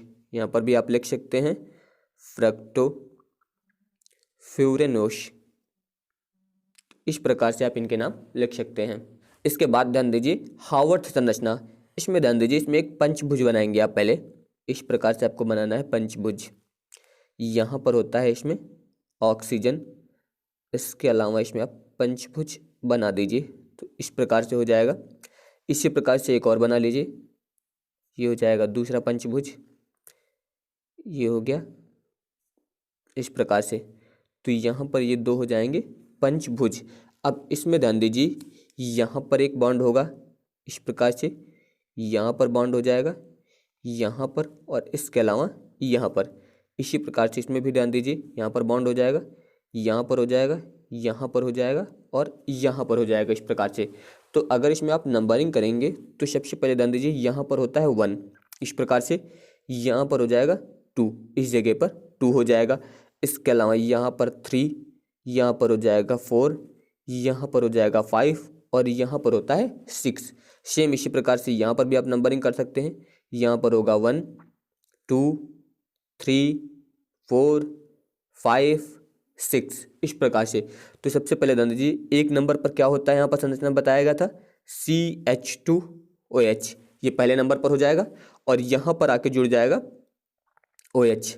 इसके बाद इसमें यहाँ पर होगा OH, यहाँ पर हो जाएगा H, फिर यहाँ पर हो जाएगा H, यहाँ पर OH, यहाँ पर हो जाएगा H और यहाँ पर हो जाएगा CH2OH। इस प्रकार से जो इसका दूसरा वाला भाग है इसमें ध्यान दीजिए केवल इनकी दिशा बदल जाएगी, जो ये OH यहाँ पर जुड़ा हुआ है ये ऊपर हो जाएगा, यानी कि यहाँ पर अब हो जाएगा OH और यहाँ पर अब हो जाएगा CH2OH, इस प्रकार से। तो जो ये 1 नंबर यहाँ पर था अब कहाँ पर हो गया, इस जगह पर, बाकी सेम उसी प्रकार से रहेगा। अब यहाँ पर हो जाएगा ये 1 नंबर, ये दूसरा कार्बन, ये पहला कार्बन यहाँ पर हो गया, तो ये हो गया CH2OH। इसके अलावा सेम यहाँ पर भी H, यहाँ पर OH, यहाँ पर OH, यहाँ पर H, यहाँ पर H, इसके अलावा यहाँ पर डाल दीजिए CH2 और यहाँ पर OH। तो यहाँ पर डाल दीजिए ये पहले कार्बन पर जुड़ा हुआ है, यहाँ पर भी ये पहले कार्बन पर है, इसके अलावा ये छठवें कार्बन पर है, यहाँ पर भी छठवें कार्बन पर है। तो इस प्रकार से हार्वर्थ संरचना जो है आप बना सकते हैं। अब इसके बाद हम लोग इसमें एक प्रमुख अभिक्रिया पढ़ेंगे, फ्रक्टोज की फेनिल हाइड्रोजन से अभिक्रिया। तो फ्रक्टोज, इसका सूत्र भी आपको बताया गया है, इसमें होता है CH2OH, इसके बाद होता है C डबल बॉन्ड O और फिर लिखते हैं CHOH का होल थ्राइस और इसके बाद होता है CH2OH, ये भी आपको बताया गया है। तो इसकी अभिक्रिया आपको करानी है फेनिल हाइड्रोजन से, यानी कि C6H5NH और इसके बाद NH2, तो ये हो जाएगा फेनिल हाइड्रोजन। जब इससे हम लोग अभिक्रिया कराएंगे तो इसमें होगा क्या, यहाँ पर डाल दीजिए, यहाँ से ये वाला जो ऑक्सीजन है ये ऑक्सीजन और यहाँ से ये वाला H2, यानी कि इसमें से जो है यहाँ पर H2O ये निकल जाएगा। तो जब H2O निकल जाएगा तो अब ध्यान दीजिए यहाँ पर ये दिया गया है CH2OH, इतना हो गया। इसके बाद ध्यान दीजिए C, यहाँ पर ये डबल बॉन्ड, यहाँ पर ध्यान दीजिए O, तो ये निकल गया यहाँ से। अब यहाँ से H2 निकल गया, बाकी जो बचा है वो यहाँ पर आके जुड़ जाएगा। तो ध्यान दीजिए यहाँ पर ये हो गया N, इसके अलावा ये दूसरा N हो गया यहाँ पर, इसके बाद है H और इसके अलावा यहाँ पर है C6H5, इतना दिया गया है। बाकी सेम उसी प्रकार से, यानी कि CHOH का होल थ्राइस और यहाँ पर हो जाएगा CH2OH। तो ये जो बना है इसे हम लोग बोलते हैं फ्रक्टोज फेनिल हाइड्रोजन। याद रखिएगा, इससे बोला जाता है फ्रक्टोज फेनिल हाइड्रोजन। इस प्रकार से यहाँ पर ये बन जाएगा। इसकी क्रिया जब हम लोग दोबारा इससे करा देते हैं, अब ध्यान दीजिए, यानी कि यहाँ पर आप लिख सकते हैं प्लस C6H5NH और इसके अलावा NH2, इससे दोबारा इसकी क्रिया करानी है। तो जब दोबारा यहाँ पर इसकी क्रिया कराएंगे तो इसमें ध्यान दीजिए यहाँ पर क्या निकलेगा, एक तो ये निकलेगा आपका C6H5NH2, ध्यान दीजिए C6H5NH2 और इसके अलावा इसमें से निकल जाएगा NH3। तो जब इतना निकल जाएगा तो ध्यान दीजिए यहाँ पर बनेगा क्या, यहाँ पर ध्यान दीजिए, यहाँ पर अब जो यहाँ पर ये दिया गया था आपको CH2OH, इसमें से यहाँ से ये H2 निकल जाएगा तो यहाँ पर ये बन जाएगा CHO, यहाँ पर ये हो जाएगा CHO, इतना हो गया।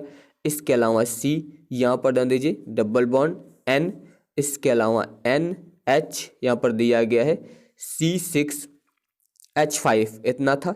इसके बाद हो जाएगा CHOH का होल थ्राइस और लास्ट में दिया गया था CH2OH, इतना बनेगा।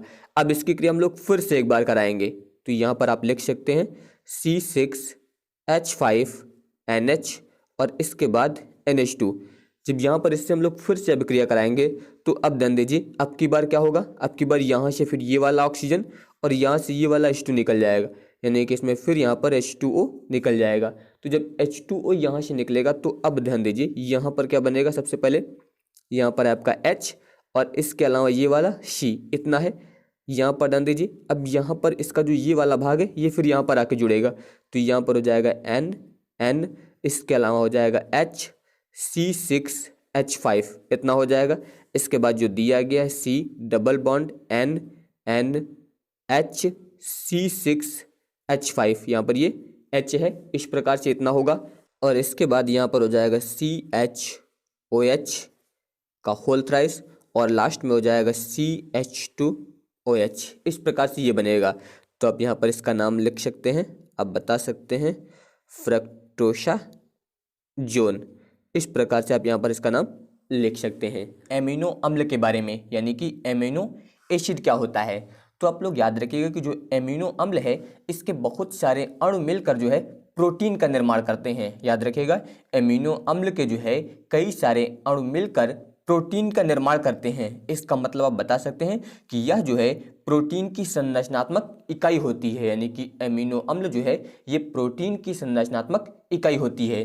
तो वही यहाँ पर बताया गया कि यह जो है प्रोटीन की संरचनात्मक इकाई होती है और एमिनो अम्ल में जो है एक NH2 समूह, इसके अलावा एक जो है COOH समूह उपस्थित होता है। ये आप लोग याद रखिएगा, NH2 का मतलब होता है एमिनो समूह और COOH का मतलब होता है कार्बोक्सिलिक समूह। यानी कि आप बता सकते हैं कि एमिनो अम्ल में जो है एक एमिनो समूह, इसके अलावा एक जो है कार्बोक्सिलिक समूह उपस्थित होता है। इसके अलावा जो है यह अम्ल के एल्किल मूलक के हाइड्रोजन परमाणुओं के अनुरूप जो है एमिनो समूह द्वारा विस्थापन पर बनते हैं। जैसे कि ध्यान दीजिए, मान लीजिए यहाँ पर लिया गया है एसिटिक एसिड यानी कि CH3, इसके बाद है COOH,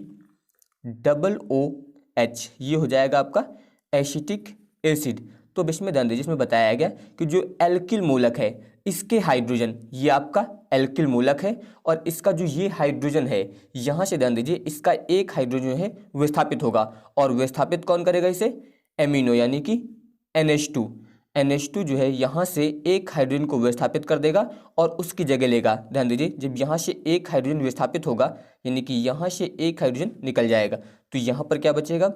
CH। यहाँ पर कितना बचा? CH। इस प्रकार से 2, क्योंकि यहाँ पर 3 थे, एक निकल गया तो यहाँ पर हो गया CH2 और इससे अब आके यहाँ पर क्या जुड़ जाएगा? एमिनो यानी कि NH2। इस प्रकार से जुड़ जाएगा और इसके अलावा यहाँ पर दिया गया COOH। तो ये जो बना है इसे हम लोग बोलते हैं एमिनो एसिटिक अम्ल। याद रखिएगा, इससे बोला जाता है एमिनो एसिटिक अम्ल। इस प्रकार से तो वही यहाँ पर बताया गया था कि यह अम्ल के एल्किल मूलक के हाइड्रोजन, यानी कि जो ये एल्किल मूलक है और इसका जो ये हाइड्रोजन है, यहाँ पर ध्यान दीजिए एमिनो समूह द्वारा जो है विस्थापन, यानी कि इस हाइड्रोजन को जो है ये एमिनो समूह जो है विस्थापित कर देता है और इसकी जगह पर आके जुड़ जाता है इस प्रकार से। तो यहाँ पर इस प्रकार जो है एमिनो अम्ल का निर्माण होता है। अब इसके बाद ध्यान दीजिए एमिनो अम्लों का वर्गीकरण, यानी कि जो एमिनो अम्ल है इसका वर्गीकरण किस प्रकार से किया जाता है। तो सबसे पहले ध्यान दीजिए NH2 समूह की स्थिति के आधार पर, यानी कि जो एमिनो समूह होता है इसकी स्थिति के आधार पर, तो इसमें बताया गया कि एमिनो समूह की स्थिति के अनुसार जो है इन्हें अल्फा, बीटा, गामा इत्यादि एमिनो अम्लों में जो है वर्गीकृत किया गया है। जैसे कि यहाँ पर आप ध्यान दीजिए, आप इसका एग्जाम्पल, जैसे कि मान लीजिए यहाँ पर दिया गया है R, इसके बाद है CH और यहाँ पर दिया गया COOH और यहाँ पर ये जुड़ा हुआ है NH2। तो ध्यान दीजिए यहाँ पर जो NH2 जुड़ा हुआ है वो इस कार्बन से जुड़ा हुआ है और ये कार्बन किससे संबंधित है? यहाँ पर ये यहाँ पर ध्यान दीजिए कार्बोक्सिलिक समूह से संबंधित है, यानी कि ये यहाँ पर जो है कैसा कार्बन होगा? यहाँ पर ये जो होगा ये अल्फा कार्बन होगा। तो इस अल्फा कार्बन पर ये NH2 समूह उपस्थित है। तो आप बता सकते हैं कि जब यहाँ पर अल्फा कार्बन पर NH2 समूह उपस्थित होता है तो इसे हम लोग बोलते हैं अल्फा एमिनो एसिड। इसे बोला जाता है अल्फा एमिनो एसिड या फिर बोल सकते हैं अल्फा एमिनो अम्ल, इस प्रकार से। बाकी इस R की जगह पे आप H का प्रयोग कर सकते हैं, CH3 का प्रयोग कर सकते हैं, C2H5 का प्रयोग कर सकते हैं। जैसे कि मान लीजिए आप इस R की जगह पे लिख सकते हैं क्या?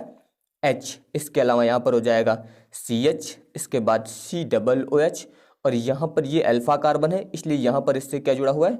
NH2। तो इसे हम लोग बोलेंगे यहाँ पर अल्फा एमिनो एसिड। इसी प्रकार ध्यान दीजिए दूसरा, जैसे कि ये पहला हुआ, अब दूसरा ध्यान दीजिए, मान लीजिए यहाँ पर है R, इसके बाद है CH, फिर इसके बाद है CH2, फिर यहाँ पर है COOH।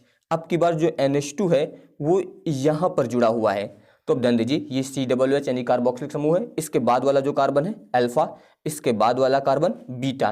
तो अब की बार ध्यान दीजिए जो NH2 समूह है वो बीटा कार्बन पर उपस्थित है। तो बीटा कार्बन पर उपस्थित है इसलिए इसे हम लोग बोलेंगे बीटा एमिनो अम्ल। याद रखिएगा इसे बोला जाएगा बीटा एमिनो अम्ल, इस प्रकार से। बाकी इस R की जगह पे आप उसी प्रकार से H का प्रयोग कर सकते हैं। तो यहाँ पर हो जाएगा H, यहाँ पर हो जाएगा CH, इसके बाद हो जाएगा CH2, COOH और यहाँ पर क्या जुड़ेगा?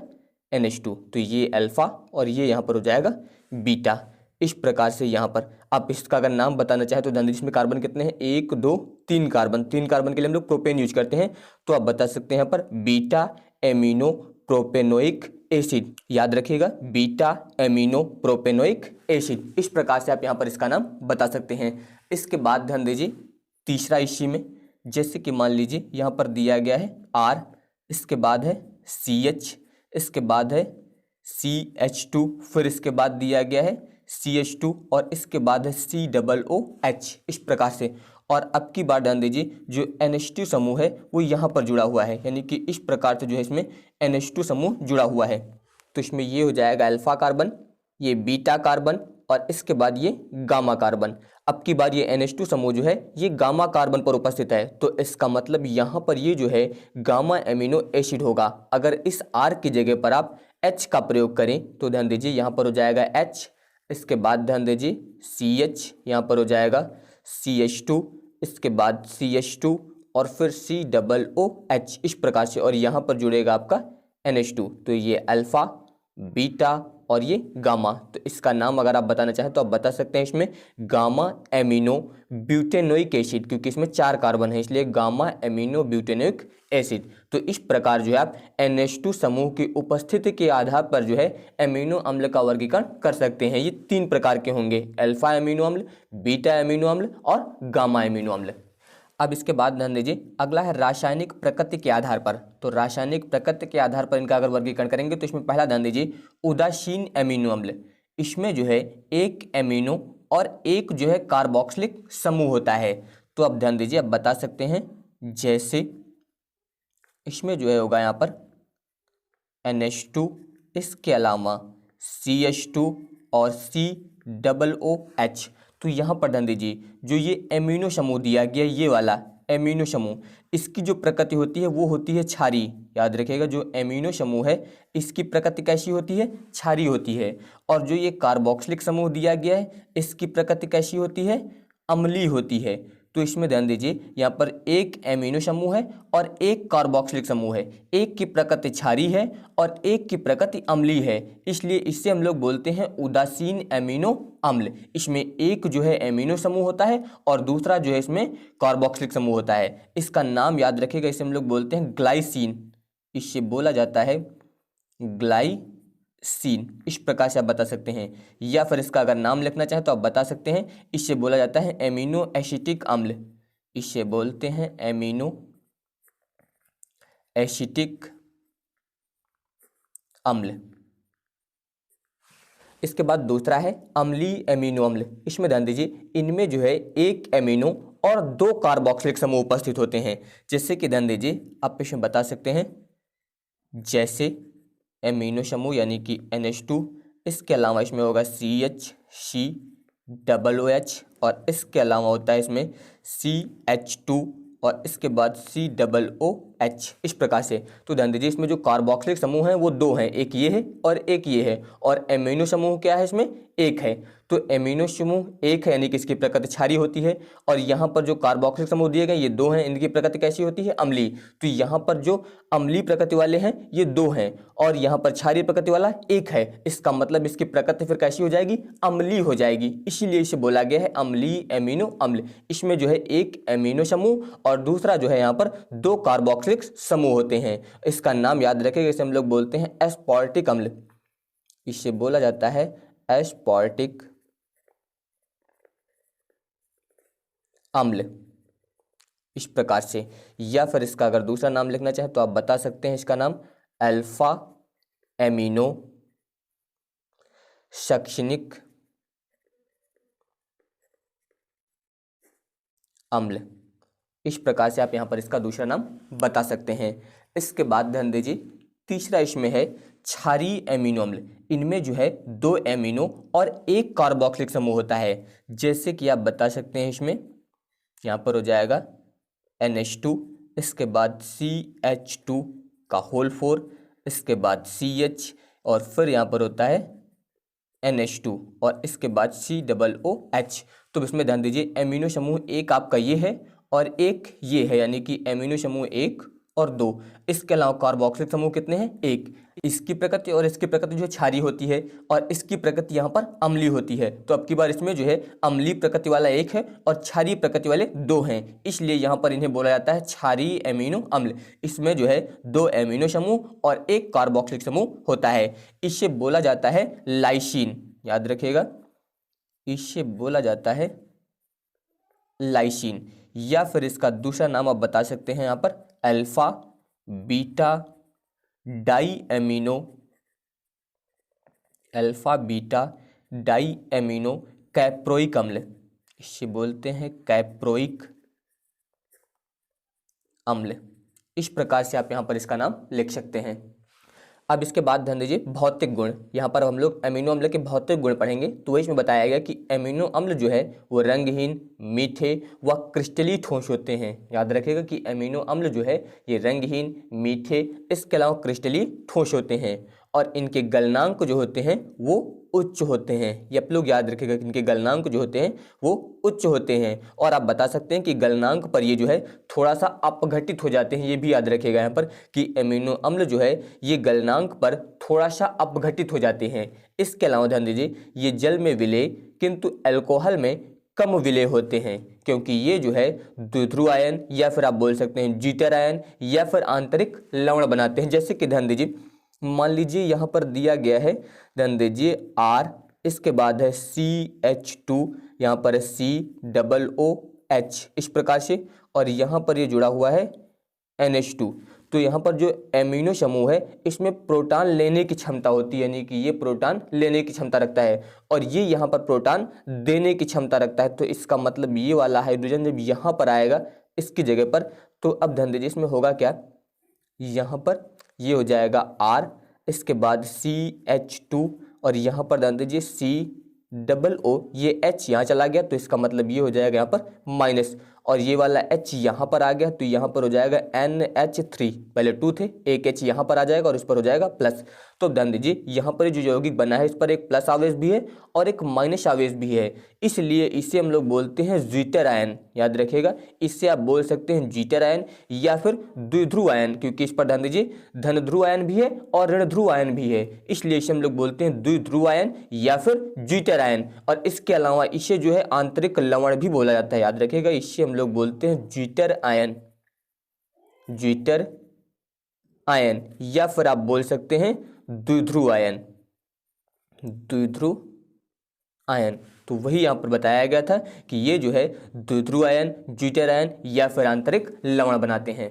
अब इसके बाद ध्यान दीजिए रासायनिक गुण। तो इसमें आपको बताया गया था कि अमीनो अम्ल में जो है एक कार्बोक्सिलिक समूह होता है और दूसरा एमिनो समूह होता है। तो सबसे पहले ध्यान दीजिए यहाँ पर COOH यानी कि कार्बोक्सिलिक समूह की रासायनिक अभिक्रियाएं। तो जैसे कि इसमें ध्यान दीजिए सबसे पहले मान लीजिए यहाँ पर दिया गया है R, इसके बाद है CH, यहाँ पर COOH और यहाँ पर दिया गया है NH2। तो ये हो गया आपका एमिनो एसिड। इसकी जो है क्रिया हम लोग यहाँ पर कराएंगे NaOH से, यानी कि क्षार से।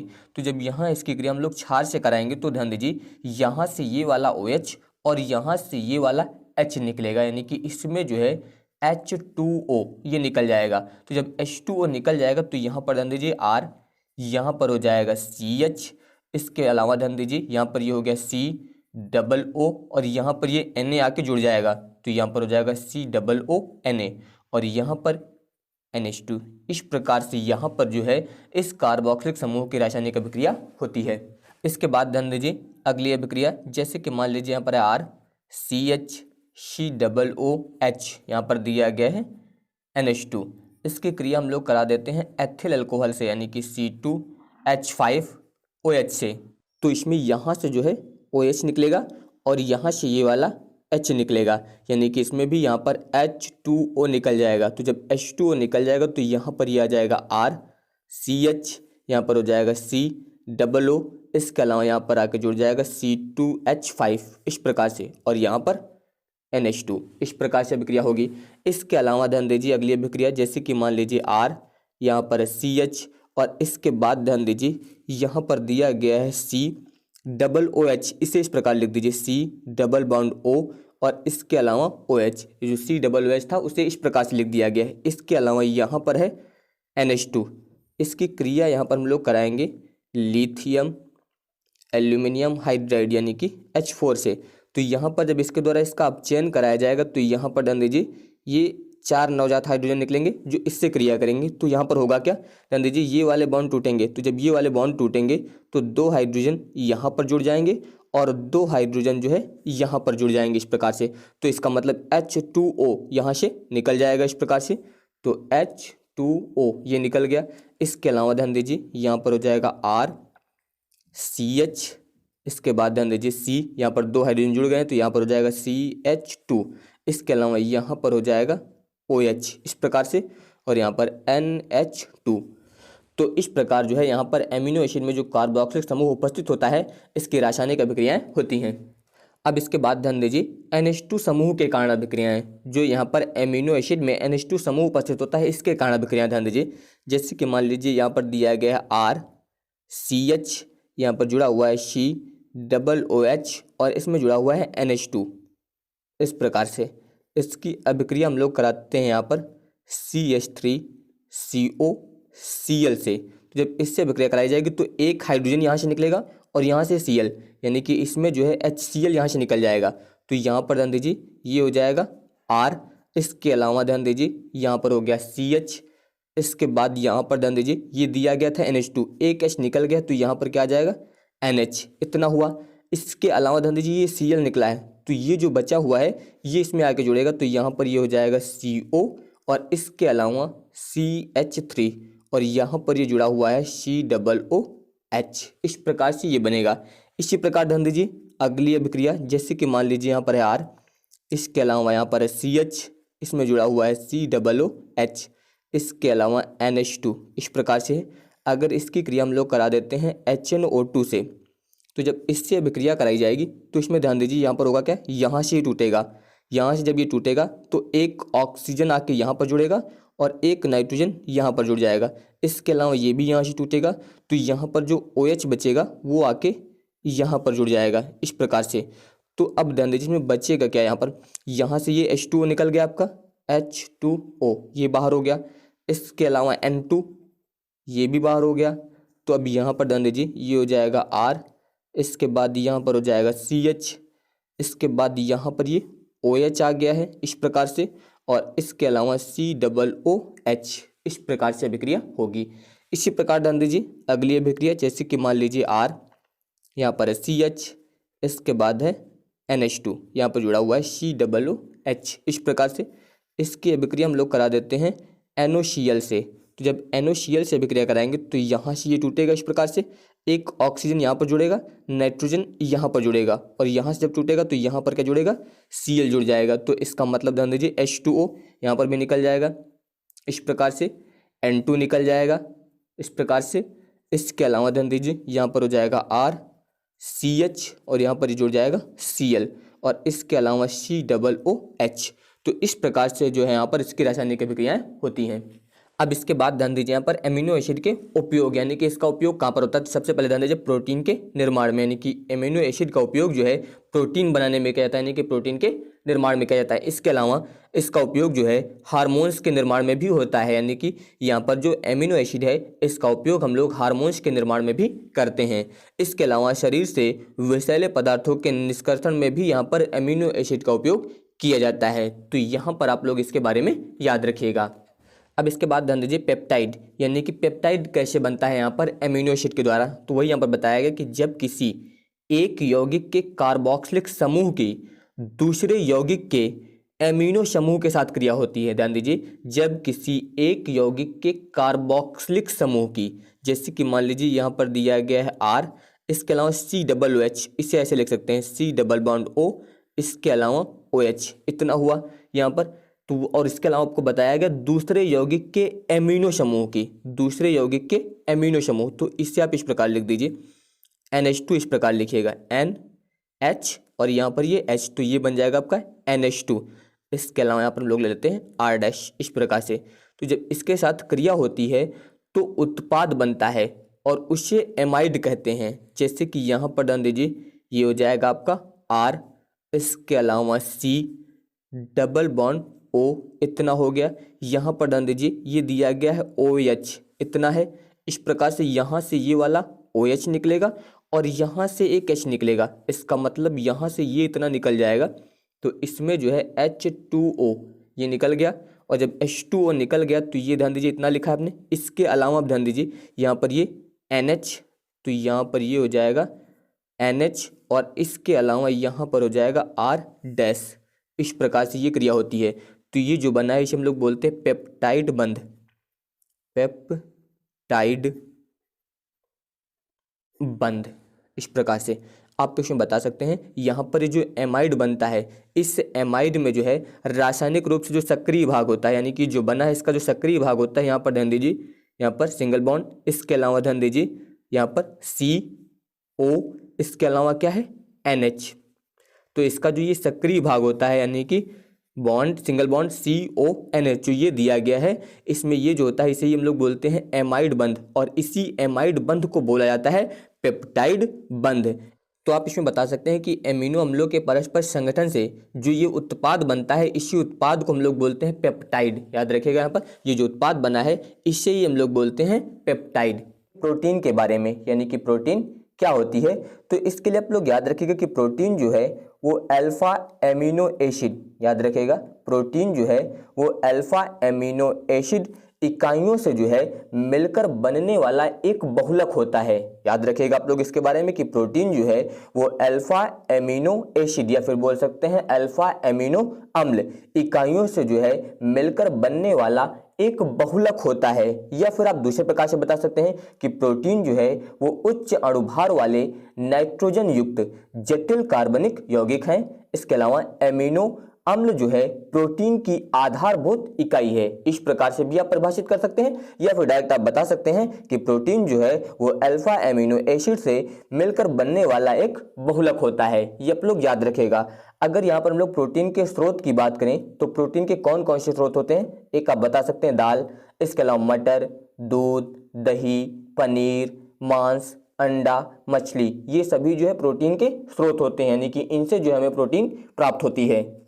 तो यहाँ पर जो प्रोटीन के स्रोत दिए गए हैं इसमें जो है किस स्रोत से कितनी प्रोटीन मिलती है इसके बारे में भी आप ध्यान दीजिए। जैसे कि मांस है तो मांस से जो है आपको यहाँ पर 22% प्रोटीन मिलती है, मांस जो होता है इससे 22% प्रोटीन मिलती है। इसके अलावा जो अंडा है इससे जो है 14% प्रोटीन मिलती है। इसके अलावा जो गेहूं होता है, गेहूं से 12% प्रोटीन मिलती है। इसके अलावा जो दूध होता है, दूध से जो है 4% प्रोटीन मिलती है। इसके अलावा जो सोयाबीन की दाल होती है इससे सबसे ज़्यादा प्रोटीन मिलता है, यानी कि इस दाल से जो है लगभग 54% जो है यहाँ पर प्रोटीन मिलता है। ये आप लोग याद रखेगा कि सबसे कम प्रोटीन यहाँ पर किससे मिल रहा है, ध्यान दीजिए दूध से। इसके अलावा सबसे ज़्यादा किससे मिल रहा है, सोयाबीन की दाल से।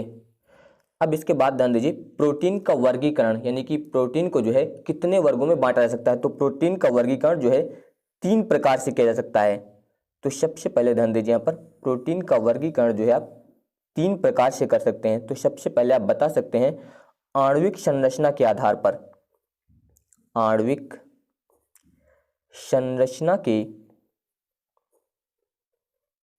आधार पर। इसके अलावा दूसरा आप यहां पर बता सकते हैं कि जल अपघटन से प्राप्त जो है उत्पाद के आधार पर। याद रखिएगा जल अपघटन से प्राप्त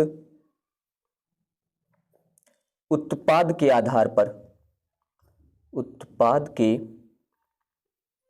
आधार पर।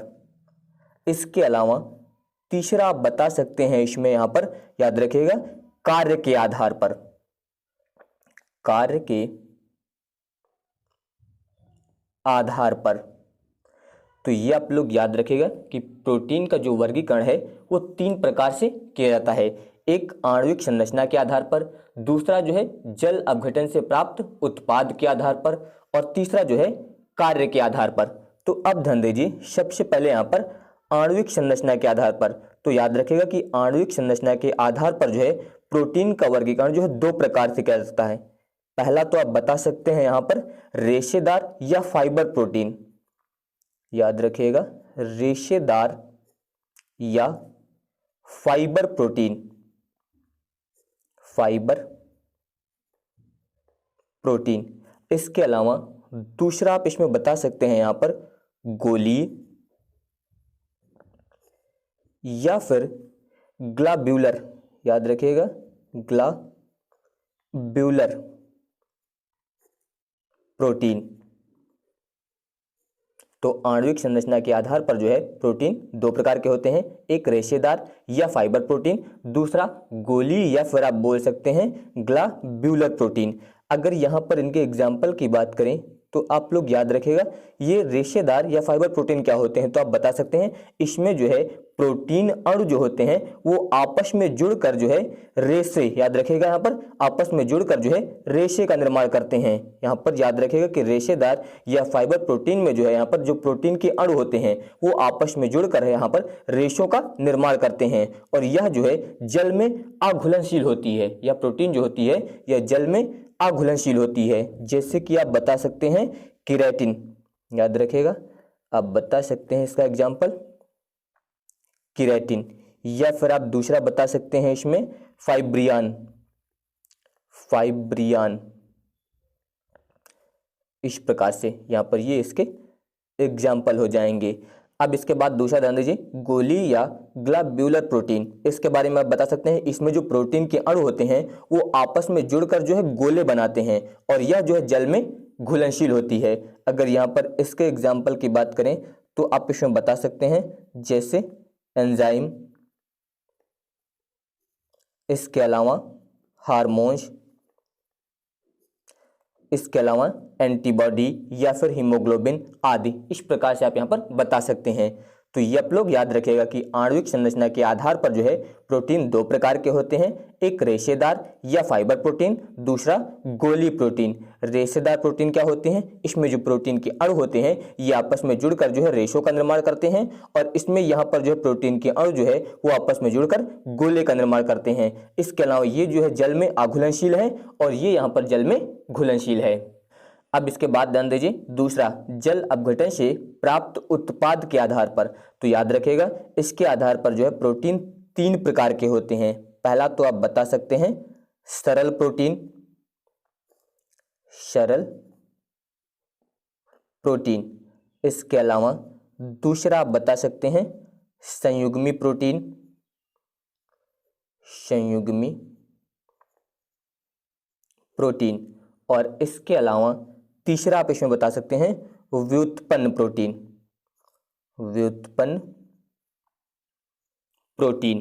तो यहाँ पर अगर हम लोग सरल प्रोटीन की बात करें यानी कि सरल प्रोटीन क्या होती है तो आप बता सकते हैं यहाँ पर कि इनके जल अपघटन से जो है केवल अल्फा एमिनो अम्ल प्राप्त होते हैं। याद रखिएगा जो सरल प्रोटीन होते हैं इनके जल अपघटन से केवल अल्फा एमिनो अम्ल जो है प्राप्त होते हैं। जैसे आप बता सकते हैं यहाँ पर इसका एग्जाम्पल ग्लूटेनिन, याद रखिएगा ग्लूटेनिन ये जो है यहाँ पर सरल प्रोटीन है। या फिर आप बता सकते हैं एल्बुमिन, यहाँ पर याद रखिएगा एल्बुमिन ये जो है सरल प्रोटीन होते हैं। अब अगर यहाँ पर हम लोग संयुग्मी प्रोटीन की बात करें तो यहाँ पर इसके बारे में याद रखिएगा आप बता सकते हैं कि इनके जल अपघटन से जो है अल्फा एमिनो अम्ल के साथ साथ जो है अप्रोटीनीय भाग यानी कि आप बता सकते हैं यहाँ पर प्रोस्थेटिक समूह भी प्राप्त होते हैं। जैसे कि अगर यहाँ पर इसके एग्जाम्पल की बात करें तो आप बता सकते हैं इसमें ग्लाइकोप्रोटीन, याद रखिएगा ग्लाइकोप्रोटीन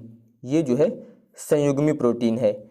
इसके बाद ध्यान दीजिए तीसरा है यहाँ पर व्युत्पन्न प्रोटीन। अगर इसकी बात करें तो इसमें आप बता सकते हैं कि ये जो है सरल या संयुग्मी प्रोटीन का जो है अम्ल या क्षार या फिर बोल सकते हैं एंजाइम द्वारा जल अपघटन करने से प्राप्त होते हैं। याद रखिएगा जो सरल प्रोटीन है या फिर जो संयुग्मी प्रोटीन है इनका जो है अम्ल के द्वारा या फिर क्षार के द्वारा या फिर एंजाइम के द्वारा जल अपघटन करने पर जो यहाँ पर व्युत्पन्न प्रोटीन प्राप्त होते हैं। जैसे कि अगर यहाँ पर इसके एग्जाम्पल की बात करें तो आप एग्जाम्पल में आप इसमें बता सकते हैं जैसे प्रोटियोस, याद रखिएगा प्रोटियोस, या फिर इसके अलावा बता सकते हैं पेप्टोन ये जो होते हैं ये व्युत्पन्न प्रोटीन होते हैं।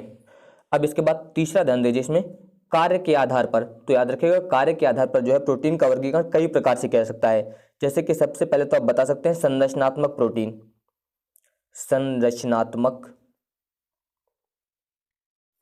प्रोटीन। इसके अलावा आप बता सकते हैं इसमें संकुचित प्रोटीन, संकुचित प्रोटीन। इसके अलावा आप बता सकते हैं एंजाइम। इसके बाद अगला हो जाएगा हार्मोन्स। इसके बाद अगला यहाँ पर हो जाएगा एंटीबॉडी, एंटीबॉडी। और इसके बाद अगला हो जाएगा रक्त प्रोटीन, रक्त प्रोटीन, इस प्रकार से। तो याद रखिएगा कार्य के आधार पर जो है इन्हें कई प्रकार से वर्गीकृत किया गया है। जैसे कि यहाँ पर हम लोग बात करें संरचनात्मक प्रोटीन की, तो इसमें बता सकते हैं जैसे कि कोलाजन, कोलाजन जो है ये संरचनात्मक प्रोटीन होती है। इसके अलावा अगर यहाँ पर हम लोग संकुचित प्रोटीन की बात करें तो जैसे कि मांसपेशियों में जैसे कि मायोसिन होता है, ये यहाँ पर जो है संकुचित प्रोटीन है। इसके अलावा अगर एंजाइम की बात करें तो इसके बारे में बता सकते हैं जैव उत्प्रेरक जैसे कि पेप्सिन, ये जो है यहाँ पर एंजाइम होते हैं। इसके अलावा अगर हम लोग हार्मोन्स की बात करें तो जैसे इंसुलिन, इसके अलावा थायरोक्सिन, ये जो है यहाँ पर हार्मोन्स होंगे। इसके अलावा अगर हम लोग एंटीबॉडी की बात करें तो आप बता सकते हैं कि रक्त में उपस्थित गामा ग्लोब्यूलिन। इसके अलावा रक्त प्रोटीन की बात करें तो आप बता सकते हैं एल्बुमिन, इसके अलावा हीमोग्लोबिन आदि। अब इसके बाद ध्यान दीजिए प्रोटीन के कार्य या फिर आप बोल सकते हैं प्रोटीन के उपयोग क्या होते हैं। तो सबसे पहले ध्यान दीजिए पेशियों के निर्माण में, यानी कि प्रोटीन का उपयोग जो है पेशियों के निर्माण में किया जाता है। इसके अलावा दूसरा आप बता सकते हैं कि शरीर की वृद्धि तथा क्षतिग्रस्त कोशिकाओं तथा ऊतकों का सुधार, यानी कि शरीर की वृद्धि करने के लिए प्रोटीन का यूज करते हैं। इसके अलावा क्षतिग्रस्त कोशिकाओं, इसके अलावा ऊतकों के सुधार के लिए भी हम लोग यहाँ पर प्रोटीन का यूज करते हैं। इसके अलावा एंजाइम तथा हार्मोन्स का संश्लेषण करने के लिए हम लोग प्रोटीन का यूज करते हैं। इसके अलावा रक्त व शरीर के अन्य द्रवों की जो पीएच होती है उस पर नियंत्रण इसके द्वारा किया जाता है। इसके अलावा एंटीबॉडीज के रूप में जो हम लोग शरीर की सुरक्षा करते हैं। इसके अलावा आनुवंशिक लक्षणों के विकास एवं गति आदि का नियंत्रण जो है प्रोटीन के द्वारा ही किया जाता है। अब इसके बाद आप लोग पढ़ेंगे इसमें न्यूक्लिक अम्ल के बारे में, या फिर इससे आप बोल सकते हैं न्यूक्लिक एसिड। तो इसके लिए ध्यान दीजिए, याद रखिएगा कि न्यूक्लिक अम्ल जो है ये अति उच्च अणुभार वाले वृहत अणु हैं। ये आपको पता होना चाहिए इसके बारे में कि न्यूक्लिक अम्ल जो है ये अति उच्च अणुभार वाले जो है वृहत अणु होते हैं। इसके अलावा आप लोग याद रखिएगा कि न्यूक्लिक अम्ल जो है वो जीवों की कोशिकाओं के नाभिक में उपस्थित होते हैं। न्यूक्लिक अम्ल जो है ये जीवों की जो कोशिकाएं होती हैं उनके नाभिक में जो है ये उपस्थित होते हैं। इसके अलावा ये जो है जीवों की आनुवांशिक सूचना जो है न्यूक्लिक अम्लों में संचित होती है। याद रखिएगा यहाँ पर जीवों की जो आनुवांशिक सूचनाएं होती हैं वो जो है न्यूक्लिक अम्लों में संचित होती हैं। इसके अलावा अगर हम लोग यहाँ पर न्यूक्लिक अम्ल की बात करें तो ये जो है दो प्रकार के होते हैं। एक आप लोग याद रखिएगा DNA और दूसरा होता है RNA। तो यहाँ पर न्यूक्लिक अम्ल जो है ये दो प्रकार के होते हैं। एक होता है आपका DNA और दूसरा होता है RNA। DNA इसका मतलब होता है डीऑक्सी राइबोज न्यूक्लिक अम्ल। याद रखिएगा इसे हम लोग बोलते हैं डीऑक्सी राइबोज न्यूक्लिक अम्ल या फिर न्यूक्लिक एसिड। न्यूक्लिक अम्ल। और इसके अलावा जो दूसरा होता है यानी कि RNA, इससे बोला जाता है राइबोज न्यूक्लिक अम्ल। ये हो जाएगा राइबोज न्यूक्लिक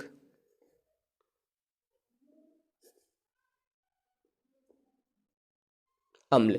तो यहाँ पर ये न्यूक्लिक अम्ल जो है दो प्रकार के होते हैं।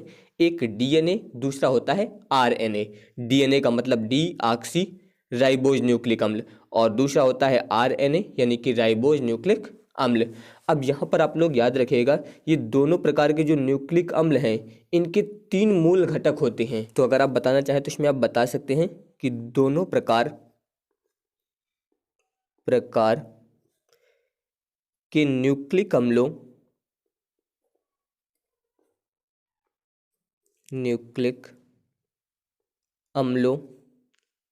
के 3 मूल घटक होते हैं। के 3 मूल घटक होते हैं, ये आपको पता होना चाहिए। अब इसमें 3 मूल घटक होते कौन कौन से हैं? एक होता है आपका पेंटोस शर्करा,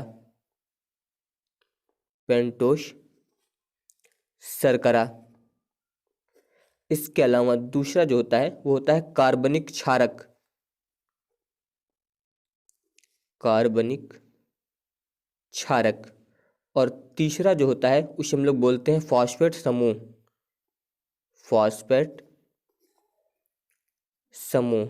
तो ये आप लोग याद रखिएगा कि दोनों प्रकार के न्यूक्लिक अम्लों के जो है 3 मूल घटक होते हैं। एक पेंटोस शर्करा, दूसरा कार्बनिक क्षारक और तीसरा होता है फॉस्फेट समूह। और इसके अलावा आप लोग याद रखिएगा कि जो RNA है इसमें जो है यानी कि इसके जो अणु होते हैं इसमें राइबोज शर्करा होती है। याद रखिएगा RNA के अणुओं में जो है राइबोज शर्करा होती है, ये आप लोग याद रखिएगा, राइबोज शर्करा। इसके अलावा जो DNA होता है इसके बारे में याद रखिएगा, इसमें जो है डीऑक्सी राइबोज शर्करा होती है, डीऑक्सी राइबोज शर्करा, राइबोज शर्करा। तो इन दोनों में जो है शर्करा अलग अलग होती है। और अगर यहाँ पर हम लोग क्षारक की बात करें तो क्षारक के लिए आप लोग याद रखिएगा यहाँ पर क्षारक, तो यहाँ पर जो क्षारक है वो DNA इसके अलावा RNA दोनों में जो है चार चार प्रकार के क्षारक होते हैं। तो आप लोग याद रखिएगा जो DNA है इसमें अगर हम लोग क्षारक की बात करें तो यहाँ पर ध्यान दीजिए, इसमें जो क्षारक होते हैं एक तो होता है आपका एडेनिन, याद रखिएगा क्षारक होता है एडेनिन, इसे हम लोग प्रदर्शित करते हैं A से। इसके अलावा दूसरा होता है ग्वानिन, ग्वानिन इसे हम लोग प्रदर्शित करते हैं G से। और इसके अलावा होता है साइटोसिन, साइटोसिन और इससे प्रदर्शित करते हैं कैपिटल C से। इस प्रकार से ये तीन हो गए। इसके अलावा एक और भी होता है थाइमीन, थाइमीन इसे हम लोग प्रदर्शित करते हैं कैपिटल T से, ये होता है आपका थाइमीन।